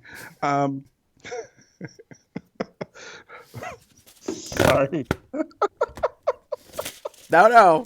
I'm not disagreeing with you. I just needed to recognize the shade in that delivery. That even a leotard didn't save my ass. Sorry. Just, yeah. Anyway, and then on top of that, to find out, like, there may be a possibility. Oh no, there is not. All of you going. Right. It is not a possibility anymore. It is a reality. Your ass may be going home. Yep. And I love that they kind of, I don't know if you have after this. Go ahead. But if you do, keep going. Sorry. I'm No, that's fine. So, yeah, all 6 of them are going to have to perform, as Scarlett says, how am I going to perform and not, like, punch a bitch in the face? Yeah. Because they all have to share the runway in this moment. So 6 queens stand before me. Ladies, this is your last chance to impress me and save yourself from elimination. The time has come. Would you lip sync for your life. Good luck. And don't fuck it up. Staccato. Ru is still mad. Yes. If you haven't figured out, Ru has tells. And when Ru is short and to the point, you might as well just evacuate the building, go home, do not turn back. Like, no chance of $100,000, baby. Like, yeah. Like Miss Vanjie says in confessional, girl, like, you done pissed mama off now. Like, Yes. It was so weird to me that this was where we were at. So like, I said, this is insane. I was not ready for a literal 6-way lip sync. So the bottom 6 are Akira Chanel Davenport, Honey Davenport, Plastic Tiara, Raja O'Hara, Scarlet Envy, and Sugarcane. All 6. Yeah. That's a thing. And they end up performing one of the all-time dance diva numbers that has been played in clubs for decades now. Jennifer Lopez, the Hex Hexter remix, Waiting for Tonight. Many a gay knows this song, has it memorized. So there is no excuse to not know the damn lyrics. yes. Interestingly, though, all 6 of them had iPods backstage after that bomb had been dropped about, being ready. And they were trying to listen. But the way the edit came across, they had no time to prepare. By the time they got backstage and then they dropped the bomb and had a little talk about it and started listening to their iPods, it felt like at that moment is when Troy and then Guillermo came back and then they were called back out to the main stage. And I thought, damn, that sucks. So bad. Stink, stunk, as Rue put it. Thank you, Eric, for reminding me of that line that she made. Yes. It was appropriate. To quote Dr. Seuss. The Grinch. Yeah, Dr. Seuss. Yes. The Grinch. That's Old Christmas. Yeah. Although I don't think that's actually him. I think that's the song. True. It might be. Anyway. So there's various shots of the lip sync here. So Raja has one of the best confessional moments where she's like, well, if I have to cut a bitch and I go Tanya Harding on your ass, then that's just what's going to happen. And I was like, ooh, okay, this is going to get real interesting. Notably, Raja comes right out the gate and immediately starts walking across the front of the stage. Because this is not a 1-to-1 competition. This is a 1-to-5 competition. If you want to stay, you have to stand out. You need to not be boring. You need to not be forgotten. Or make an ass of yourself. So she immediately pulls to the front. Scarlett starts doing literal, movements. Picture of us together. Honey takes the big ass hat off. She puts a sombrero down and starts delivering more Grace Jones than anything to me in this moment. And she's, they're all starting to live. Well, no, not all. Most of them are starting to live their life because they recognize this is how bad it's going to be. And this is the consequence of 6 queens on a stage. Akira is not meaning to clock out, like to practically punch Plastique, but there's only so much room for them to work with. And they're all vying for the front of the stage. Yep. So it kind of becomes a thing where you're going to get lots of shots of 2 of them overlapping each other or standing in front of each other or, it's going to get crazy. And some of them kind of stay in spot. A bunch of them try to prance and move around. It's just so hard. And kudos to the film crew and the editing crew. Very much so. For like taking some moments and giving us shots of multiple queens at the same time. Because this was, like you said, this was an insane moment. I'm going to assume that the crew was aware of what was going to happen, that they were going to have all 6. So they made sure to have as many cameras and stuff available, I'm assuming, so that they can capture as much as they can. Right. So. I notably think that Sarge and the rest of the crew. Yes, Sarge is still part of the crew. His name's in the credits. All you have to do is look. Hi, John.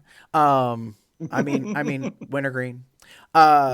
So, but the reality is, yes, like, I think when Rue gave that verbal, like, precaution to the 6 of them to be ready to lip sync, when they went to break, like, and, you know, the girls all went backstage for Untucked, I think immediately there was chatter in Rue's ear amongst the crew, and the producers were like, are we doing this? Like, because you laid it out on the table. You basically said all 6 of them should be prepared. Is that what you're thinking? Like, do you want 6 of them, 5 of them, 4 of them, 3 of them? Like, how many people are lip syncing? What are we going to do? And then Ruth said all of them, and they were like,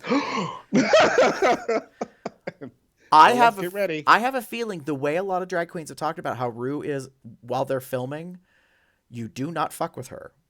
Mm. And it's not that she's a diva, but it's her show. Her name is on it. She's an executive producer. And so she gets to make, you know, pretty much almost the final decision. And if she decides that all 6 of them are going to do it, then everybody just learns to jump to it. Like, yep. All right. That, you know, and I'm sure the camera crew and the, you know, and that was just like, all right, well, let's start thinking, like, what are the angles? How are we going to cover this shit? Because it's going to be all over the place, you know? Scarlett pretty much stayed to one end of the stage. Raja decided to, like, you know, kind of work the front. Akiria did front to back a little bit. Plastique kind of moved side to side. Honey sort of stayed to one side of the stage to start. Mm-hmm. There was a lot of emoting. This is Scarlett doing a wig reveal. So she took off the platinum white and revealed the long locks underneath. And when she first did it, I thought it was her real hair. Mm-hmm. And then I realized later, I was like, no, it's too long. So it's actually a wig under a wig, not her hair under a wig to be set up. And then we end up with this moment. Honey Davenport decides the way that she's going to stand out from the crowd is to leap off the stage and to do a death drop onto the lower floor. And then Death drop! And then do some interpretive dance shit. I'm not quite sure what was going on with her. But it was a choice. As Eric says in the live chat, Honey Davenport hopping off the stage and flopping like a dead fish in front of the judges, and the look on Rue's face, priceless. Yep. Yeah. Yep. She was so distracting, but I don't think in a good way. 100% agree with that too. Raja, in my opinion, was performing. Mm-hmm. She was not losing eye line sight with the judges. She was going to do everything she could to show what she had to bring, because she's like, bitch, I am not going home. Yeah.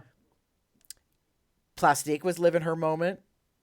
Mm-hmm. Like, some of them I think really were, like, notably in it. Like, not that anybody wasn't, but yeah, I think this was complicated for a couple of reasons.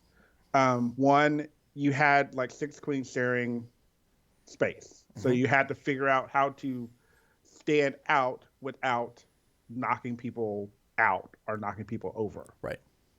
Which, you know, is difficult when you're like, there's not a whole lot of room. So you have maybe, if you stayed in one spot, you had like a box essentially, and that's all you had. Right.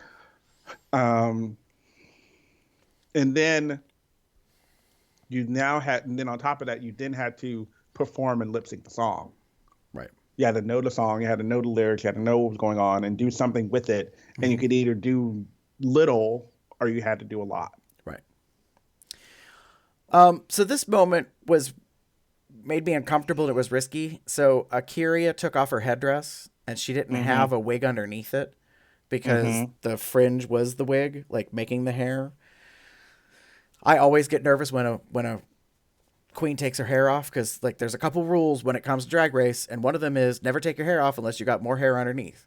Like, exactly. And this is not qualifying. So no. The moment she did this, I was like, she's gonna go home. It made me very uncomfortable. Yeah. And then this moment, Plastique sat down on the edge of the stage and like did leg work over the lights. And I was like, girl, did you burn yourself?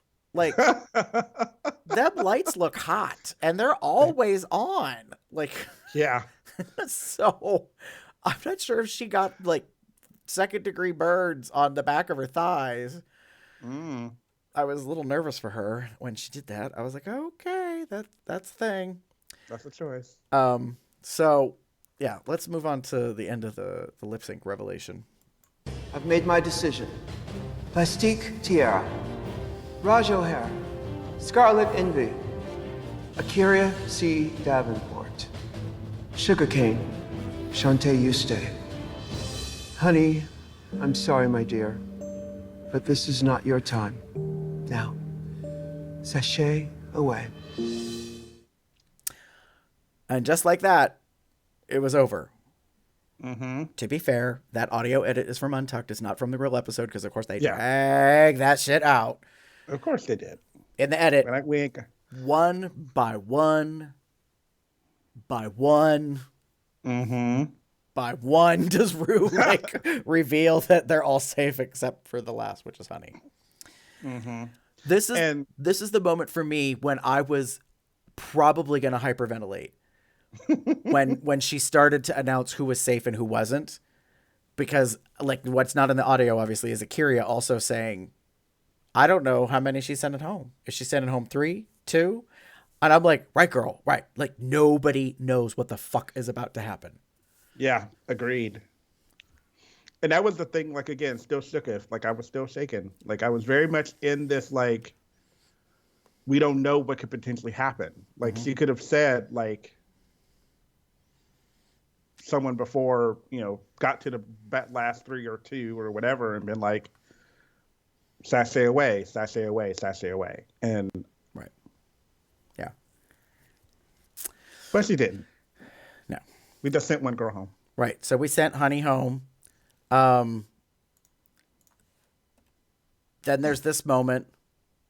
Oh, that poor stagehand. Right. So here's a black and white still frame for those that are listening to the audio. This is a black and white still frame from Untucked. Honey has been told to sashay away. She walks backstage. She walks down the 3 steps. There is this young PA intern, stagehand that's there, that's here to greet the queen, that's been, told to leave. The shadows on the wall in the background tell you that the drag queens are still there waiting after she's been told to leave. Honey collapses on the floor in grief, is not prepared to handle this emotionally and go home. This poor girl is not ready for a blubbering, like, drag queen. She doesn't know what to do. She notably awkwardly kind of stands there and then backs away. Like, I think someone off camera was like, like, get out of the shot. Like, just stand there for a moment. Like, I felt like it was like, let me just give you your moment. Right. Because I honestly don't think Honey was doing this for the camera. Like, no. There's been big dramatic moments in the years past, and sometimes you're like, all right, girl, turn it down. But I honestly think Honey, like she said, my legs gave out. I could not walk. I was completely not ready for this moment and unprepared, and notably was really upset because it's the 3rd episode. She did not expect to go home this early. I felt for her. Yeah. As Eric said in the live chat, it was nice to see a moment of reality on reality TV for a change. Agreed. Like, this is, to me, it was a touching moment because you know that feeling. Right.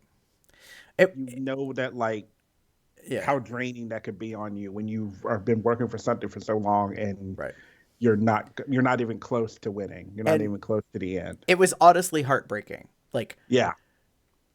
And the problem that I had, and I said to our yet to be revealed future guest, I said, what's really crappy is that there are other queens that are not as good as Honey, yet they didn't get to go home. And that's what's shitty about this, is that if it was a fair competition and there was a way to make it work. Like for all those conspiracy theories out there about manipulation and bullshit, if it was the case, then the worst queens would be in the first 4 episodes going home. And that is not what happened. There's definitely a queen or two that I think is not as good as Honey that most likely should have been next to go home, but the way the whole thing played out. And as it was discussed in other realms, you know, the days of the team captain going home because their team was in the bottom apparently is not a thing anymore, or at least not currently. Because Raja was the one that was the team captain, and yet she fought to stay. And I think, honestly, the thing I think that sealed everybody's fate is when Rue asked them who was responsible for the problem, like, and all 6 of them basically said, me, us, all of us. Like, nobody would point a finger at anybody else. Manila said it in the pit stop, which was hysterical to me, where Manila was like, I would have picked a bitch. I would have picked the team leader. I would have been like, her. She's the reason it sucked. She did not lead. And she was with Angina, I believe, and Angina was like, damn, girl. But it was so funny. But no, like that was, I agree with you 100%. That was the problem. Like, I did not like that. And I don't think Rue or Michelle liked that either. Like, you can look at their faces as they're saying that, and I'm like going, ooh, something about to go down. Because they're all like, no one is wanting to throw anyone under the bus. Right. And while I can respect that in theory, right, reality is it was not the case. Right. Yeah. Someone brought up Mariah. I'll just put someone brought up Mariah. They all kind of were like, oh, what all do we know about Mariah? And they're all like, oh, a little bit here and there. And people were lying. I'm just going to put that out there right now. Somebody was lying because y'all didn't know shit about Mariah. Right.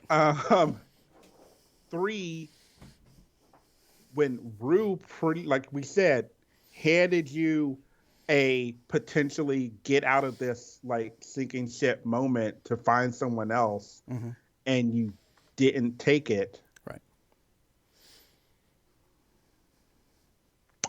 your fate was sealed essentially. Yeah.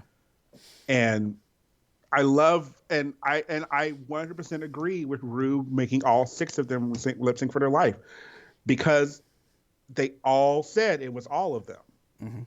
So you're all in the bottom, right, and you're all gonna lip sync, and all y'all might go home. Yeah, that's just how it plays. Like, I would have, I mean, I highly doubt she would have sent all of them home. Right. Like, I'm just going to own that. I would have been fine with a double elimination. I would have been fine with a triple elimination. And I'm not trying to name that tune with you. No. But no, I agree. Like, when Raja got saved and then Scarlett got saved, I was like, okay. You know, like, I'm not mad about this. Like, I don't feel I'm questioning and saying, what the fuck? Like, so when we were left with Plastique and Suga and Honey and Akira, I was like, they are kind of bottom 4. You know, like they're just like, when you start taking everything into account, I guess is the way I'd phrase it. So yeah, and I was like, all right, if you're going to eliminate 4, oh, maybe we're going to eliminate 3. Maybe we're going to eliminate 2. And that was not the case. So in the end was predictable in that a queen went home. Yeah. So, you know, we had our 3rd elimination, and Honey is no longer with us. Sorry. No, it's okay. As I was saying to our yet to be revealed future guest in the season, talk about being an asshole and teasing shit. The thing is that this person and I agree that Honey is actually very talented. Yeah. But just got a shitty hand. Like, and had one of the best, like, last comments walking off, and told all the rest of the girls, do not let yourself get in your own way. Like, and I'm paraphrasing, Yeah. that, basically she was like, just don't do what I did. Don't fuck it up, girl. Mm-hmm. So, yeah.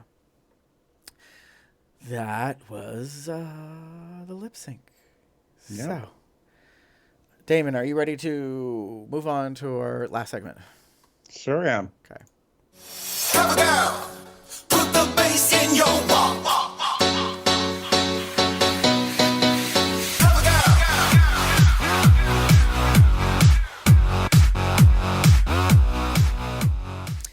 All right, honey, it's time for snaps and eye rolls, aka the hits and misses. What was a high? What was a low? Damon, what are you giving snaps to? So my snaps actually go to Miss Evie's jellyfish runway. She pulled out all the stops. She went all out for it. She gave us, honestly, she did a lot for this. And I am happy 100% that she did all this. I loved it. I thought it was a really interesting, fun take on Fringe. So kudos to her for that and this. Now, when you call it Fringe, are you really talking about the Fringe, or are you talking about this Fringe moment on the screen? I'm actually talking about the Fringe, but this was a quite fun, funny, moment during the show. Girl. So we find out that Evie, in order to do the runway and do it the way she wants to, she has to paint her body pink. Her entire body. Everywhere. Her entire body. She is going full on Avatar, head to toe, body painted, pink. And we get this, moment of Alaska in season 5 realness with the dick hanging out and obviously censored. Right? To be fair, she's not helicoptering while standing on a table. True. I think that's how that happened back then. I can't quite recall. But instead, Evie kept saying, it's going to get real personal. It's about to get more personal. I'm like, girl, you are naked. How much more personal could, other than, getting,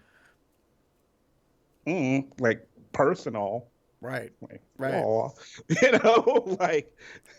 And one of my favorite things about this shot that I'm showing is Evie, her junk is pixelated. They honestly blurred her crotch area to prevent any issues. My favorite thing about this is that Vanjie, Miss Vanessa, is just ignoring her ass and painting away. If there's anything I've learned about Vanessa, she does not ever miss a moment to beat her mug. When she is painting, she is painting. She ain't got time for nothing else that's happening in that workroom. Yeah. She don't paint. Yep. Miley Cyrus, that's nice. Paint. Dick over here, right? Paint. Sausage next to my face, paint. I am here to win $100,000. I'll play with that later or whatever. I don't know. Yeah. Oh, one of the other things, just so I forgot to mention this, I saw it. I forget who talks about it. Someone mentions it. There's a potential connection between Brooke and Vanjie. Oh, yes. So Akira notes towards the beginning of the episode that there appears to be a little thing going on between Vanessa and Brooklyn. And they're shacking up. Yeah. I don't know. I told the future guest about that I think that there may be some legitimacy to this only based on this complete made up idea. Lots of past drag queens have talked about how they snuck out of their hotel rooms without the production staff knowing, and went to the movies, went to eat, went and did some shopping, went and bought cigarettes, went and kikied with each other, watched movies in each other's rooms. So if that is still any possibility, and Vanessa, remember, was already on a season very briefly, if she already knows the lay of the land, and I believe moved to LA, then she might very well be sneaking out. And her and Brooklyn might be hanging out. Now, I'm not saying that they're doing the dirty, but the fact that they put that edit in there, I was like, okay, so are we trying to make a romance that may or may not be there? Are we actually preparing the world for a Brooklyn Vanessa, a Brangie, Oh, Jesus. Yeah, I don't know. I I don't don't know. know, but it caught me by surprise. So so this is number one of my snaps. Yes. Number two is Mr. Guillermo. Like, I like Yes. kudos for being like, one, you were a good judge. Two, you were wonderful eye candy, like just for the show. And three, it was kind of cool to like see like what I'm liking so far about the guests is that they seem to be for the most part family, Right. if that makes sense, and finding that out, not knowing it beforehand, and finding it out, oh well, you've been gay, like you've been out for years. It was very good to see that not only are you out, but you're still acting, you're still performing, Correct. you're on a hit show, Right. kind of thing. So it's not like, oh, you're gay and Right. you were former like Right. TV star, movie star, or whatever. Right. It's just still out there doing work. And yeah, just Mm-hmm. I as I said before, I would gladly bend the fuck over for you. Like I'm not gonna lie at all. Like I'm what? Fuck like it's just the thing. Like I am not gonna lie. He's gorgeous to me. So yeah. Oh, you stop it, Casey. What? Just, So, but it's just, yeah. Anyway, just My. love it. All right. How about you, Gary? So, my snaps are to Nina. I basically said, yay! Now don't fuck it up. Mm-hmm. So, this may become a weekly thing that's unofficial. I just want to pay tribute to the faces of Nina, because she's always delivering in the episode. She is, doing a thing for us that I, am constantly thinking to myself, girl, you're killing me with how you handle this stuff. And what exactly we are expecting in this case,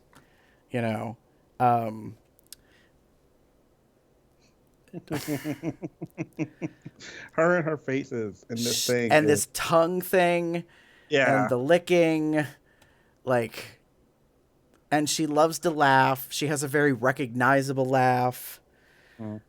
I just, and she was delivering all this butchness, so she's like, "Yes, girl, wear the jean, like, kind of denim shirt with the, Ohio ball trucker cap and all that." I see that you trying to deliver up some butchness and that.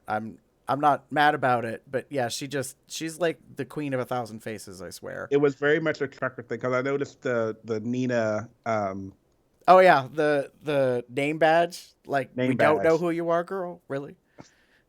So, even when she was acting in the maxi-challenge, she is just, constantly on and serving things, even on the runway. Ugh, this is gonna get into something that, anyways, I'll talk about this in a little bit, but yeah. See, this to me, it's like a great look, and it's such a cute boyish haircut. I know her hair's all a mess, but maybe that's what her hair looks like when she wakes up in the morning. Like, just saying. I'm not a fan of this Hawaiian shirt and the confessional thing. I don't know where that came from. I was like, girl, that was a choice. I don't know. I'm fine about with that. it. Yeah. So, Nina just cast like Nina is a pretty boy too. Like, yes. I just like for the bears out there, Nina is quite the looker. yes. So that being the case, Damon, what are your eye rolls? Oh,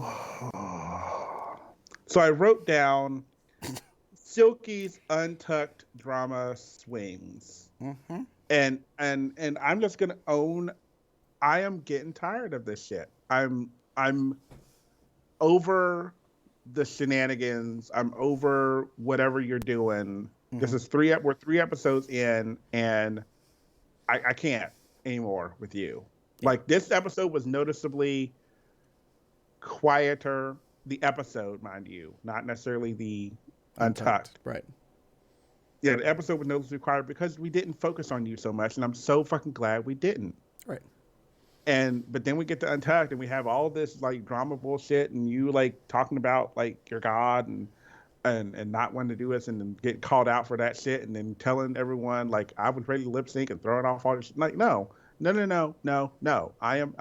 are over it. I'm over it officially. Like, I am ready for you to go. Right. Like, you're ready. You want your own show? Well, you need to get off of this one first. So bye-bye.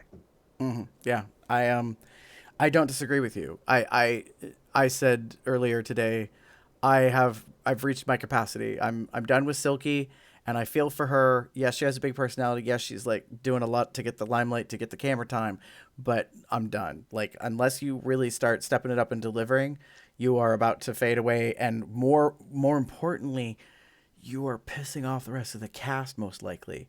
Mm-hmm. And that is not a thing you probably really want to do, because the further you get in this, the more you need friends, not enemies. Mm-hmm. What I need to redeem Silky in my mindset, I need a humbling moment for you. I need you to sit down, shut up, and listen to somebody. Mm. Like, or you get caught up in something that like hits you so hard that it's emotionally draining or emotionally challenging for you. Right. And we get that moment of reality. Honey, in the Untucked, seeing that like so like weak and vulnerable like state, I felt for her. Like you said, my heart broke. Right. And I'm not saying I necessarily want that for Silky. I just want something else, because what I've been getting so far is like high, and then very little low. And you're always on, you're always on. Right. And you are not a Bob the Drag Queen. Well, and the thing is that the mood swings, while you might think like going from high to low, the thing is it's still high energy. It's just erratic and angry. Like, and it's still high energy. And it's like, girl, nobody wants to be around that. Like, that's not the vibe. And Nina really kind of came across interestingly in this like centered Buddha kind of moment where she's like, why are we yelling? What happened? There was no need for it. It was uncalled for at that moment. And it was like, why? Why are we doing this at this point? And, right. And I get it, because in human emotion, sometimes we get so wound up, we can't even stop ourselves. Like, we don't know what we're doing because we have just fully engaged and kicked into gear to whatever that mood is. And it takes someone to kind of basically make us snap out of it. But it's disappointing because I think Silky's better than that. Mm-hmm. Or at least I thought she was. Now I don't know. And it's that doubt that makes me uncomfortable. So for me, my eye rolls were for one thing and one thing only. And it's just a real nitpick, but girl. Nina. This headpiece, mushroom, bucket, whatever this thing is, while I appreciate that you dragified the shit out of it on the underside, because it's all glittery and all that, but my problem was you kept doing all these spins and head tossing and turning, and I could easily see the structure of what was underneath many times. I don't want to see that. I want to believe in the fantasy. I don't want to see that you crafted the motherfuck out of this and threw some shiny shit on it to cover up so you can't quite see everything. I was like, but why did you not put little itty bitty fringes on the inside to match the outside? So I would have never seen the ring and the straps and the, like, I just... Let her live in her French vanilla fantasy that she did a really good job with that hat. That was harsh. Just gonna say. What, me? What? Yes, What? yes, Yeah? yes, What? yes, you. What? Yes, you. That was harsh. I realized I was ganging up on Nina, and now suddenly I am switching and being like, really, girl? Because that was, like, I think that was starting to cross the line. Like, that's my problem. I am torn up over Nina because I like Nina. I think Nina's cute. I think Nina's fun. I think she has potential to go far. But now I'm turning into an all-star asshole judge because I'm nitpicking on some shit. Because I'm like, really? Like, come on. There's just some little things that I'm like, girl. And then you go and compare her to Valentina. Really? Oh. That's what you did. Don't try to play innocent with me, girl. You did. You totally said it just now. Oh, she's living a French vanilla fantasy. I may have to listen for my life. Oh, I can do it anyway because this is me and my friend. Anyway, sorry. Oh, great. Now you're quoting Silky. I see how it is. Oh, I'm gonna. Ladies and gentlemen, welcome to the Delirious segment of our show where we're tired and it's been a long ass show and we need to wrap it up and call it a day. That being said, that's pretty much it for this week's Tea Time, COLDR. If you would like to get in touch with us, you can visit our blog at cubsoutloud.com. You can send us an email at cubsoutloud@gmail.com, or you could leave us a voicemail message at 361-COL-TALK. That's 361-265-8255. In the social medias, you can find us pretty much by typing in the one word Cubs Out Loud. Instagram, Facebook, Twitter, YouTube, although I've been having a problem recently posting to Instagram. I'll talk about that later. Entourage social chat. So, tinyurl.com/telegram. That's TELEGRAM -COLDR. And you can join the chit chat and see the very inappropriate things I said about Guillermo. If you want to support Cubs Out Loud overall, you can go to Zazzle.com/CubsOutLoud and you can get yourself a lovely t-shirt like Damon is wearing, or a Consent is My Foreplay shirt like I am wearing, or the distressed ball cap. We are just all merched the fuck out today. Yes. You could also become a patron over at patreon.com/CubsOutLoud. For as little as $1 a month, you can help support us to pay for domain fees and equipment upgrades. If you would promote us, we would love it. You can rate us on iTunes, give us a thumbs up on Stitcher, basically comment, 5-star, all that kind of shazazz, and let us know. Damon, if they want to get in touch with you and talk about Drag Race shit, where would they find you online? You can find me at TheaterCup79 on most sites, bear related, or you can find me as pup_Umbra on Twitter. Yes. If you would like to get in touch with me, I'm pretty much known everywhere online as Garber73. That's GARBEAR73. And with that said, we are going to leave and go to the moon, because, yeah.